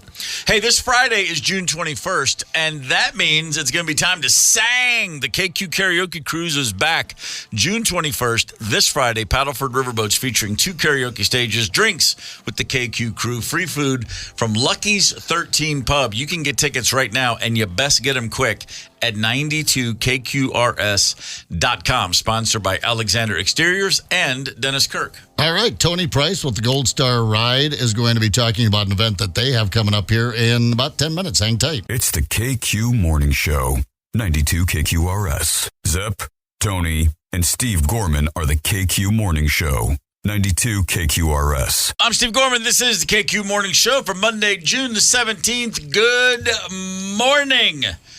We are about to have a conversation right now. Tony Price for Gold Star Families is on the horn. Zep, this is we've spoken with Tony in the past. Yes. Old friend of yours, and this is always something more than worth our time. Good to have you back on again this morning, Tony. Good morning. Good morning. Nice to be here. So wonderful to be here. Yeah, not a good bike riding day, so we thought we'd get you on the horn here and talk about the Gold Star Ride Foundation. Your website is goldstarride.org. I believe you're up in Zimmerman recently for the Gold Star Families Memorial Monument. Am I right about that? I did get to go up there for that. They asked me to be the keynote speaker for that monument dedication. Those monuments are pretty spectacular. They're created by the Woody Williams Foundation, and they're put up in a permanent setting so that we can always remember the families that gave up a life. Yes. For the rest of us to have our liberties and freedoms that we have. Yeah, we've been thinking about a lot about that. I'll be headed up north before you know it, and I'll make sure I stop and check that out there in Zimmerman. Yeah, if you're on your way up north, you can just swing it. It's right off Highway 169. Literally, you turn off 169 into the park. Yeah, that's so. And you can so you can see it from the park. It's easy on, easy off. You'll enjoy that. It's pretty remarkable. It's a very remarkable little setting. As a coincidence, while I was up there, I got to meet Stella again. As you might. Maybe you remember, I don't know. Stella turned 105 back in January. She's the oldest Gold Star mom in history. Yes, right. So she stopped by for the dedication in Zimmerman. She's also going to stop by to kick us off when we go on our 5th annual Gold Star Family Laugh Ride. Gold Star Family Laugh Ride. And that's the information we want to get out. Stella's going to be there for that. That's fantastic. All right, well, let's get the information out there. We're hoping Stella can make it down to Burnsville. She lives up in Buffalo, so to get down to Burnsville in time for a motorcycle kickoff might be a little bit of a stretch. I understand. But we're working on it. We're talking to her people. We're trying to get a good limo driver. Okay. We got a lot more going on than that, though, on June 29th. That's when it's going to kick off. We're going to go from Racks down in Burnsville. Yes. We're meeting up there at 9 o'clock for the staging and registration, and we're going to ride down to Mountain Lake, Minnesota. So here's the story. About 3 years ago, almost exactly 3 years ago, first week in June, we lost a Marine from Mountain Lake, Minnesota. He was working over there in the Westpac.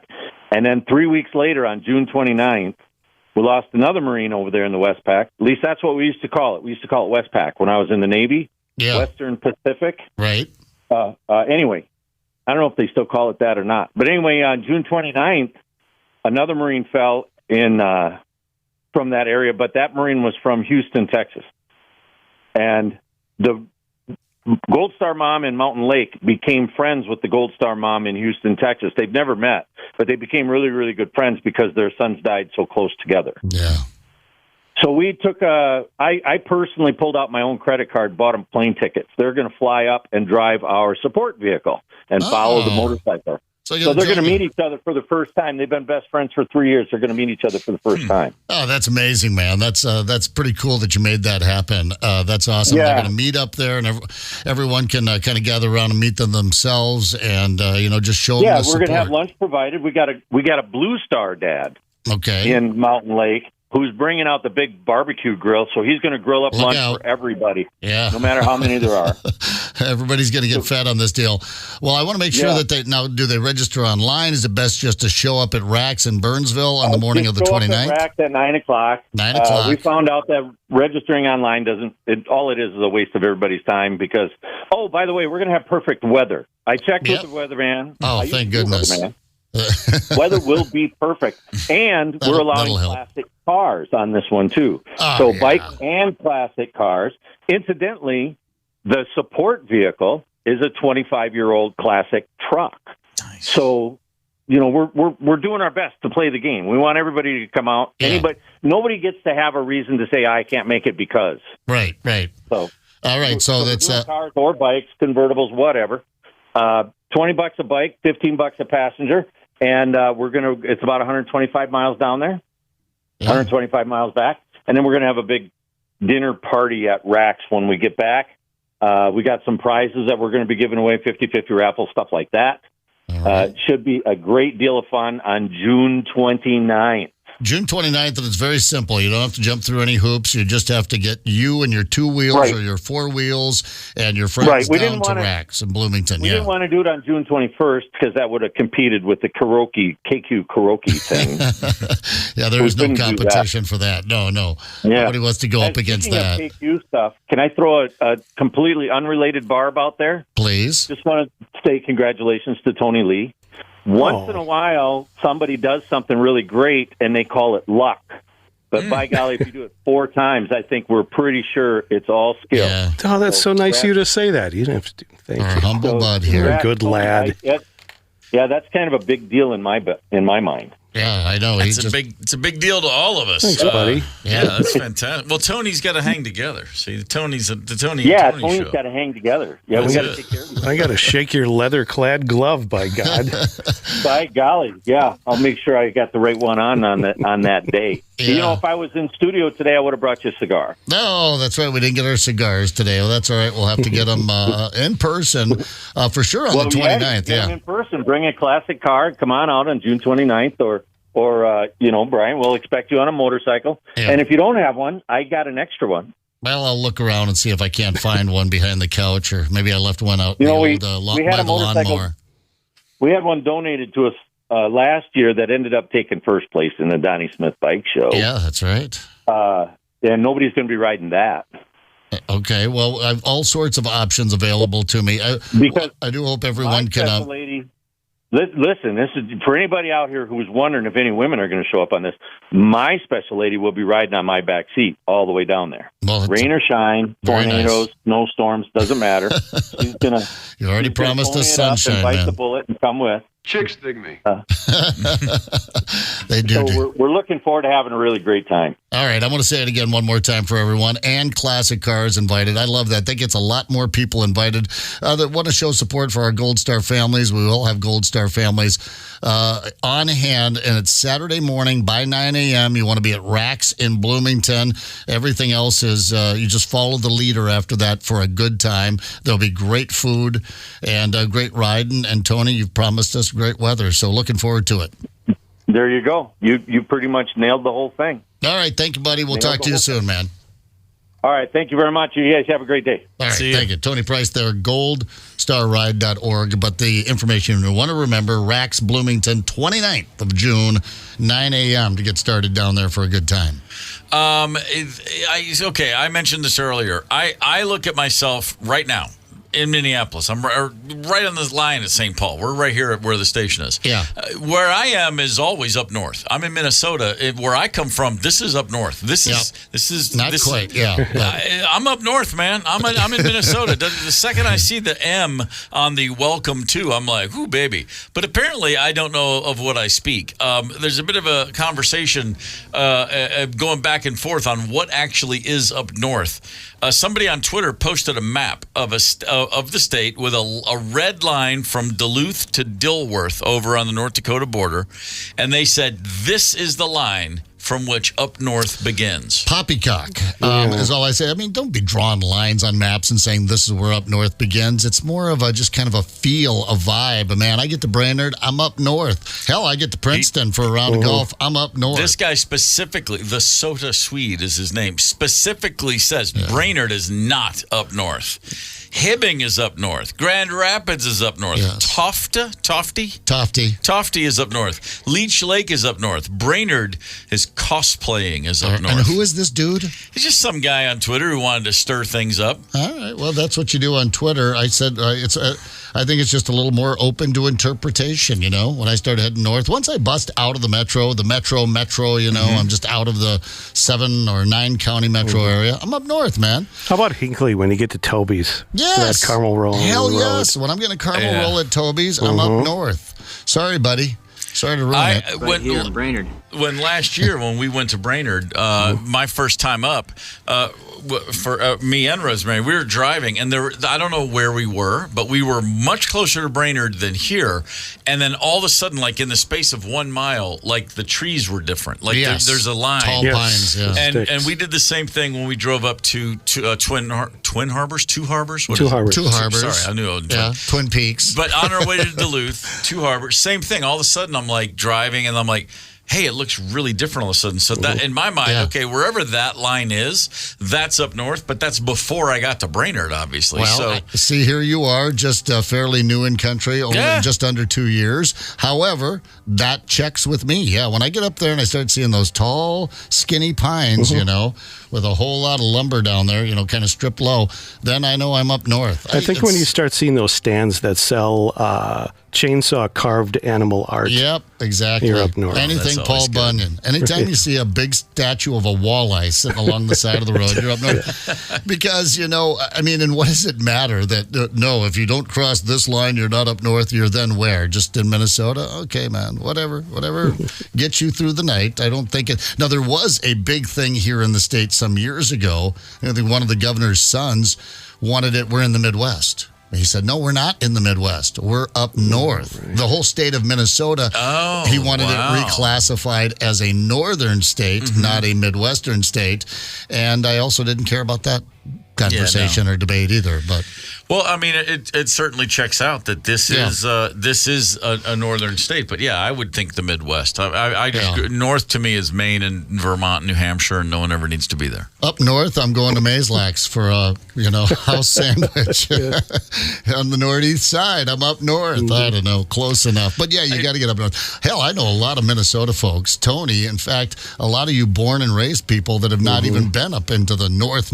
You know, like Voyagers National Park or Ely or Grand Marais or something like that. I went to Ely, but yeah, pretty much Two Harbors and Ely. I mean, that's as far as I've gone. Terry Train, it was like only 10 years ago. She's like, yeah, I've never been further north than Duluth. Born and raised here your entire life with a family, and you never were curious about what was north of Duluth? Well, the car ran out of gas, couldn't keep her going. There. Yeah, it got cold.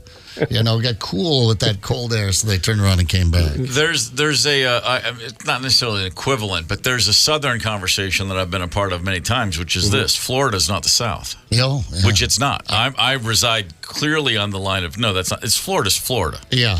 It's not the South. Weird. Depending on what part of the state you're in, you can't find a Southern accent. It's everybody's moved down from New Jersey. True that. But it's also just its own. It's just its own weird blob of humanity in Florida. No matter, it's just a whole bunch of folks that were kind of like California. It's everyone that was just running away, and then they ran out of land, so they stopped there. It's like when you go to San Francisco and you look at those hills, you think, boy, they were really running from something. And they couldn't go any further, so they just stopped. stopped. Yeah. Who the hell would live here? Just one cross country. Although I often, growing up in South Dakota, wondered why they stopped there. I'm like, if you guys had just kept going, there was a place called Montana. Wyoming was just over there, but you thought, well, it's flat and super dry. Yep. Yeah, I can't see anything for miles, and the ground is hard as cement. We're home, Ma. Rosemary and I were in a neighborhood in town recently that we had not seen yet, and it's just that this is a very large. I think what like as far as market size, like media market, what Twin Cities is like 16th or 17th in the country, something like that for size wise. So I mean, this is the top 20 city in the United States of America. So that by its very nature, this is a large city. Yeah, I'm still discovering parts of the metro area I've yet to see. Oh hell yeah! And we were just in some neighborhood, and it's one of those neighborhoods that just goes on forever. You can tell the houses are 40s, 50s, 60s. And it just goes and goes and goes and goes. And I said, man, I mean, yeah, it's just another sign of just how big this whole area is. And then I thought back, I read something about the population of this city at the turn of the last century, 1900, and it was already a lot of people. And I was like, who was coming up here that long ago? Did they? I mean, it was much colder because you didn't have heat everywhere you went. Trappers, Frenchmen. They were coming from all areas. They had that Mississippi River, that quarter from the Mississippi River. You'll find there was a whole population quarter there, and but they kept coming further and further north. I would have thought when. Yeah, exactly. When you hit a Great Lake that was frozen over and that wind coming off Duluth, it was time to turn the horses around and head back south. That's all it would have taken for me. Wait, that's actually water part of the year, but now it's just a block of ice? Yeah, we're done. We're done. We're going to go back down south. 651-989-ROCK is the KQ Talking text line. Tony, who's on the horn? Brent from Monticello, wants to talk north. Brent, good morning. North in Monticello. Hey, morning, you guys. Minnesota is actually the northernmost continental United state in the United States. The only one that's further north is Alaska. Yeah. We've got that little box at the top of the state that puts us the northernmost continental United States. Yeah. So we're up north, guys. Yeah. So, I mean, it's, but where in the state of Minnesota, to peel that debate back to where we started, where in the state of Minnesota are you up north? I mean, are you up north if you're in Austin? I'm up north when I'm in Monticello. Okay. That's where I live. See, I kind of feel the same way. I say once you kind of break out of the metro and you head that way, you're up north. I like to play golf up in Princeton. I feel like I'm playing golf up north. Right here in Brainerd. There you go. Yeah. Thanks, guys. You got it. Thank you. But I'm zeroing in right now. I'm looking at that little wrinkle, that little pinky toe that jumps up. Yeah, man. Somebody in southwestern Ontario is like, hey, this is BS, man. Yeah. The North Star State, which you're more than welcome to put on a Twins uniform, not the powder blue. Well, you know what? Actually, the Twins had the old powder blue uniforms for a very long time. But this new, it's like an Aquaman. I watched them on Sunday. There were some youngsters there too, and I thought, well, I'm being the old curmudgeon. That's not a Twins uniform. But they were saying the same thing. So, hey, if you're looking for a road trip, we would love to send you. Screw the road. How about flying? Let's send you to see Motley Crue at the Louder Than Life Festival this fall. One winner will score a trip for two to Louisville, Kentucky for Louder Than Life 24. 4 days of rock music with Motley Crue and many more great bands. Text the national keyword HOME to 95819 right now to enter for a chance to win. Connect with us on the KQ Talking text line. 651-989-ROCK. That's 651-989-ROCK. 92 KQRS. I'm Steve Gorman. This is the KQ Morning Show. I wonder what the mix session was like for Freebird. The track's done. They're all getting it ready. The final project, you got to get that mix just right. And that guitar solo, the wailing triple guitar attack, the last 5 minutes instrumental is just going. And I'm just picturing the guys in the band listening and around bar 490, it's like, hang on, that one bass note stuck out a little bit right there. Hang on. Oh, God. Back it up, Mike. Back it up. Just them arguing over that. Why are you fading it now? By God, we played it for 16 minutes. What's with this 9-minute nonsense? That's a side right there. Now we got to do another tune. Can you imagine? I mean, because by the way, when that thing fades out, they're still just going. I'm just wondering, who made that? That's good right there. They're ramping it up. You know, you got a stopwatch. Especially back in the days when they made the album sides, you know, and they crushed the vinyl there. Didn't it have to be a particular length? I mean, you only had a little wiggle room there. Yeah, there wasn't a lot of extra space. It was Right. there was a sweet spot between this and that is the perfect amount of music for one album. So they clearly were looking at I guarantee you, if they had been one song short, they could have just put another 4 minutes of Freebird at the end. I don't think they were stopping anytime soon. The original bassist for my former band, the Black Crowes, Johnny Colt, went on in the 2000s to play with Skynyrd for a few years. All right. And he grew up a Skynyrd fanatic. So when the call came, hey, do you want to play some Skynyrd dates? He was like, cool. Yeah, of course. It's like, yeah, that's my guys. And when I heard he was in Skynyrd, it was just kind of funny because that's like a generational. I'm like, oh wow, they're way before us, And it was like, but as you get older, those lines get a little less thick, if you will. But I said, man, what's that like? First gig, and he was like, well, man, for me personally, I was like excited in rehearsal playing. He said, but. He goes, I learned real fast, like they play that stuff just like the record. It's note for note. Oh. No, don't mess around. There's no jamming. There's no extra They'll be going inspiration. Allman Brothers or Black Crowes on that. Yeah, he was like, no, man, people like these songs. We're going to give them. And it's Lynyrd Skynyrd, but it's not the original band, of course. This is years, decades after I the suppose if they monkeyed original with band. it too much. Yeah, it's still paying tribute to a band that no longer exists, even though some of the members are the same. And he said, but the first night on stage, he said, looking out in the crowd when the Freebird, as that solo starts to lift off, and he goes, man, I'm just looking at like 8,000 people, and almost every one of them's crying.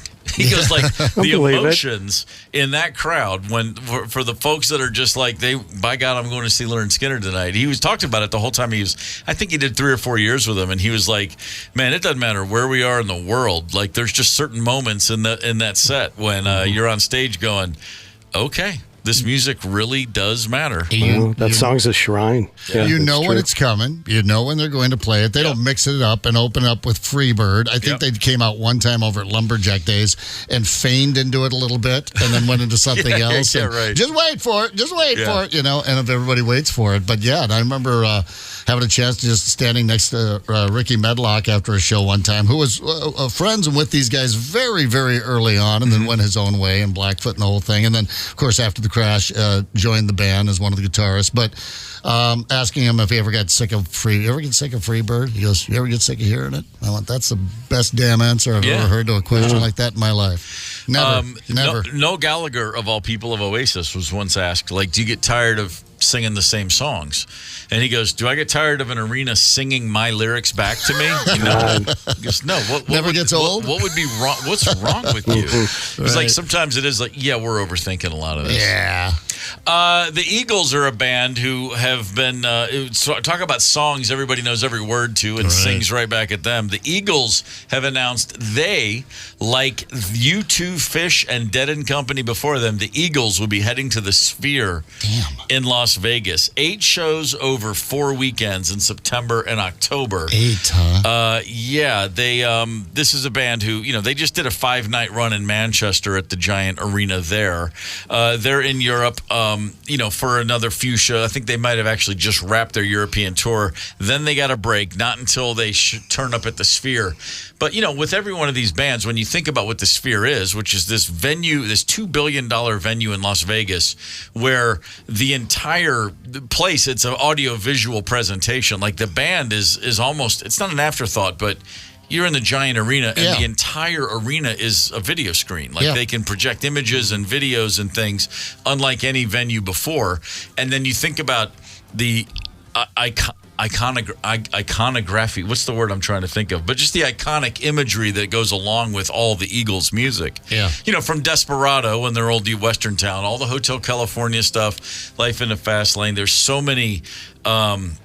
I can only imagine what the art director for their shows at the Sphere is cooking up. Yeah, that's a guy who's like, how do I even start? There's so many things we can bring into these shows.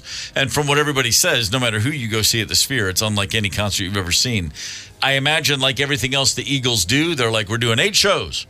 And then they're going to announce another 8 shows. And then they're probably going to announce another 8 shows. They're just going to keep on going. Well, this is one of those things because I'm into the technology. I dig it. I still want to see my bands at the dive bars too, and love to see big bands in intimate settings. But the Sphere, absolutely. So I missed out on the U2. I would have thought it was tailor-made for U2. Now I've heard some things that some of these other shows have been maybe even better, but that's all selective. Yeah. But it's picking your moment. Is it the Eagles? Because I feel like I've got a one and done. I'm going to spend a lot of dough to go to the show, go to Vegas, get set up, the whole thing. Is it the Eagles? Is it the next one? I kind of want them to put about a 3-year schedule up so I can, is Judas Priest going to be there? Who else is going to be there that I might want to duck in and see? But because I don't think I'm going to make it happen frequently. No, I wouldn't think I so. wonder what the tickets go for. Let's see. Eagles tickets at the Sphere. It doesn't say. Yeah. Well, no, actually, tickets start. They start at $175. All right. Okay. Well, by today's ticket prices, I was thinking the Sphere might be from what everyone says, there's not a bad seat in the place to see, but more importantly, to hear. There are speakers. It's surround sound times a billion. There's speakers every square inch of the place. You can grab a cheap flight. The sound is fantastic. You can make it happen. Yeah, stay at the Breeze Inn again, just outside of downtown. If you don't want to spend all that kind of money on the Sphere, maybe you'll take in the Square. The Square, a little something going on in the North Loop. This is also a very large, one of the biggest immersive video technology event spaces in the country. Okay. It's going in the North Loop. State-of-the-art projection mapping technology will bring visitors. It will transport you to anywhere you can imagine. This is a big space in Royalston Square, new entertainment and events venue. And it will similar to the Sphere, but not nearly as big. It says a part of the things they're saying, look, you can be in Rome having dinner. You're walking the streets in New York. You can be underwater in an aquarium. You can be anywhere. It's essentially a similar situation. You walk into a giant room, and the entire thing can be projected to be anywhere on the planet. They're going to focus on corporate events, private parties, even weddings. But it's going to be, you've got these white walls, and then boom, there's this immersive experience that will bring you to anything that you can imagine. Somebody can make this happen. 80,000 square foot spot at its full size. Just imagine if all the walls in the room you're in right now, if you could flip a switch and it could literally look like you're in a Venetian opera house, and it truly high def. You feel like you're actually there. That's what they're talking about doing at the Square. The Square. This is in Northeast Minneapolis. It's in the North Loop. In the North Loop. What isn't going into the North Loop? I don't know. What if you went in and asked paid a lot of money, went in there and said, I'd like it to look like a bar in the North Loop? You know what? It'd be pretty great. I just shut everything off. This guy's an idiot. I think that would be fantastic myself. Henry Winkler, we had him on the show last year, the Fonz. Yeah. Great guy. Good Super guy. sweet. Wonderful dude. For the second time in recent memory, he has popped up on the news in the United Kingdom. Not because they're doing a story about him necessarily, but because 2 different things have happened where a BBC reporter is like, let's go to the man on the street. And they just go, excuse me, sir, do you have a moment for the BBC? And twice in the last month, it's been Henry Winkler. It's Winkler. The more recent one, he was in Dublin, and there was a fire at a hotel, a historic hotel in Ireland. Henry Winkler, of all people, happened to be a guest in that hotel, and like everyone else, he was evacuated from the building onto the sidewalk. When I heard the fire alarm, I thought it was the clock radio. I thought somebody had set the alarm before we got there, like another guest. And finally, I went into another room, and it was still buzzing. So I called downstairs, and the woman said in a very calm voice, yes, we're all evacuating. You must evacuate right now. And I left. Firemen are some of my favorite human beings. Firemen and firewomen. They run in when other people are running out. That news guy's like, hey, this is a good one. We got a good one. This is a keeper. This guy did very well on camera. Yep. I don't even think we have to edit this. We got a winner here. And then at some point, someone goes, dude, that was the Fonz. I'm like, I'm sorry, what? The what? And if you're wondering if they know about the Fonz in the United Kingdom, I can assure you they do. And I've witnessed this in person. My friends from a Welsh band called Stereophonics in 2003 were in Los Angeles mixing their 4th album. Now, this is a band that later that year I ended up going on the road with for a while. But months before any of that happened, they were just in LA having their album mixed. And I went by the session one day just to listen to some of the new songs and see how it was going. And a friend of mine I had made in Los Angeles, a kid named Jed, he's Henry Winkler's son. Now, I knew that, but I'd never met Henry. I'd never figured it would turn into, we're adults. I'm like, hey, can I meet your dad? I mean, it wasn't like this is in 2003. It's just one of those things of like, oh, cool, your dad's the Fonz. That must be cool. We take a couple anecdotes and you move on with getting to know a dude. Mm-hmm. Well, I mentioned to him, we were talking, and I said, I'm going to go by Ocean Way, and the Stereophonics are in town mixing. And he goes, man, I love Stereophonics. I'm going to be I'm going to be right near there. Dude, could I come by and just say hi? And I said, sure, that's fine. They're totally laid back dudes. I'm sure they'd be happy to, just call me. Let's figure it out. A couple hours later, I'm at the studio. I'm in the room. It's me and a couple of the guys from the band and the dude who's mixing the record. And Jed calls. He goes, hey, man, I'm outside. I said, cool.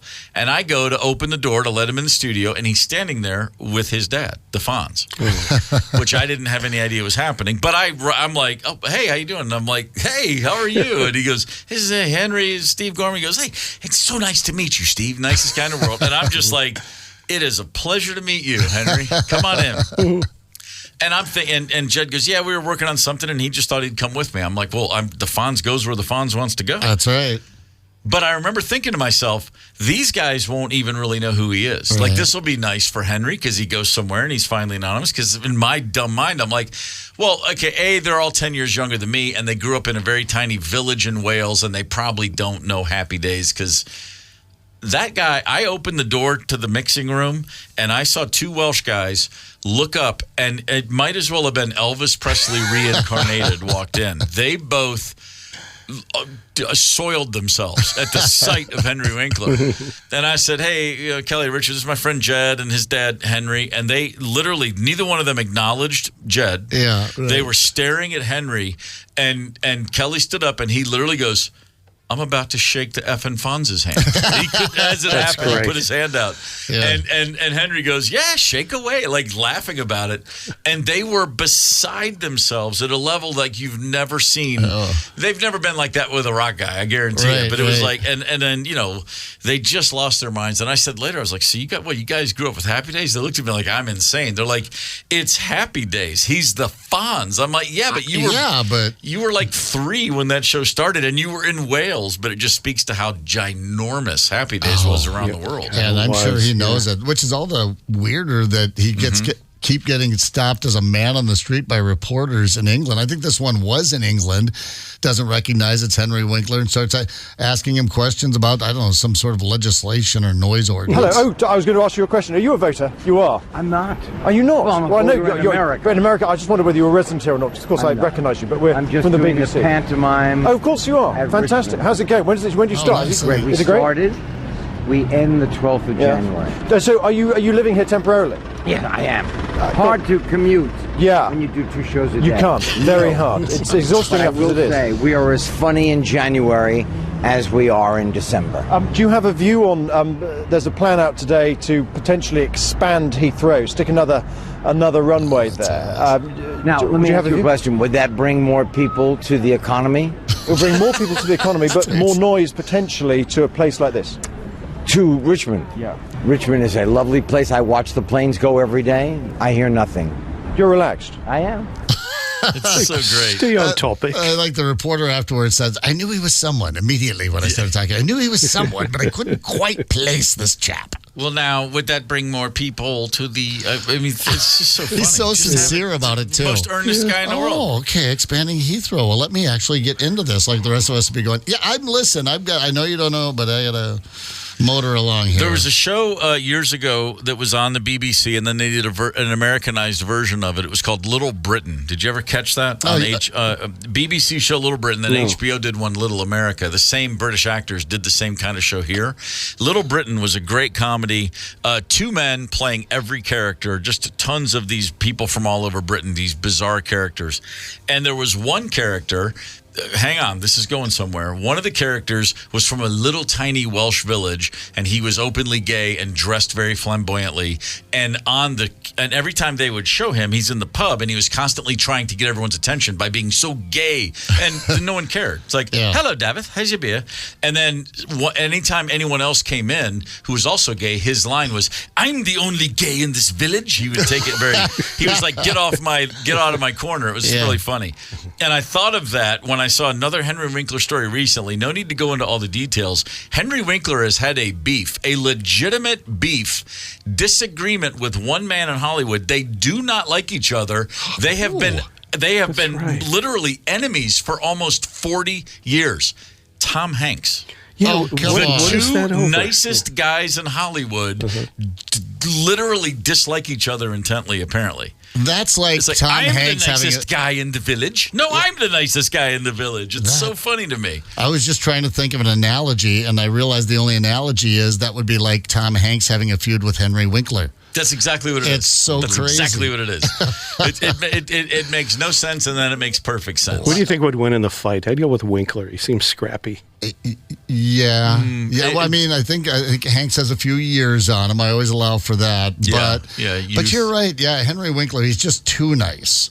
I think Tom Hanks possesses the ability to be a dick occasionally if he wants to. Oh, I'd say so. I don't think Henry does.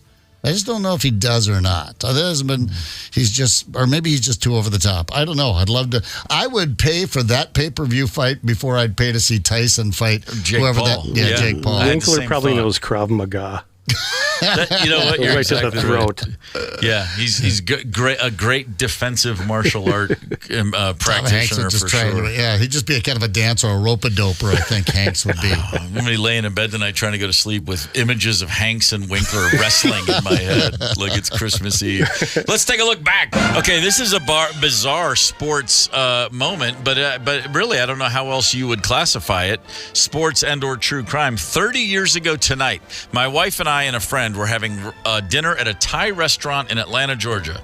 And we just noticed a hubbub and people talking and people getting up from their tables and walking over to the bar area, one after another. And we were like, man, what is happening? And the NBA Finals were going on, but I'm like, no one cares about the Knicks and the Rockets right now. And finally, we were drawn ourselves because everybody was watching a white Bronco running up and down the 405 in L.A., the O.J. Simpson chase 30 years ago today. Wow. Man, that is probably, to this day, the most bizarre live TV event. Yeah. I mean, there have been tragic events. There have been hilarious events. There's been all these things that we've all shared as a nation on TV. But just bizarro, you got to be kidding me. What could possibly top that? And unprecedented as far as watching this police chase for the length of time that it happened with the person that was in there. What was at stake? 2 people literally being slaughtered in bloody, wild Hollywood fashion. And no one knew how that would possibly end. I remember watching and I thought, I've got to be somewhere. Yeah. But I'm not taking my eyes off this because it did sort of go out with a whimper a bit, but we didn't know that would happen. It was slow speed chase as opposed to high speed chase. They were blocking exits off the 405. He had this entire massive freeway to himself, he and Al Collins. They drove for over 60 miles with all those police cars right behind him.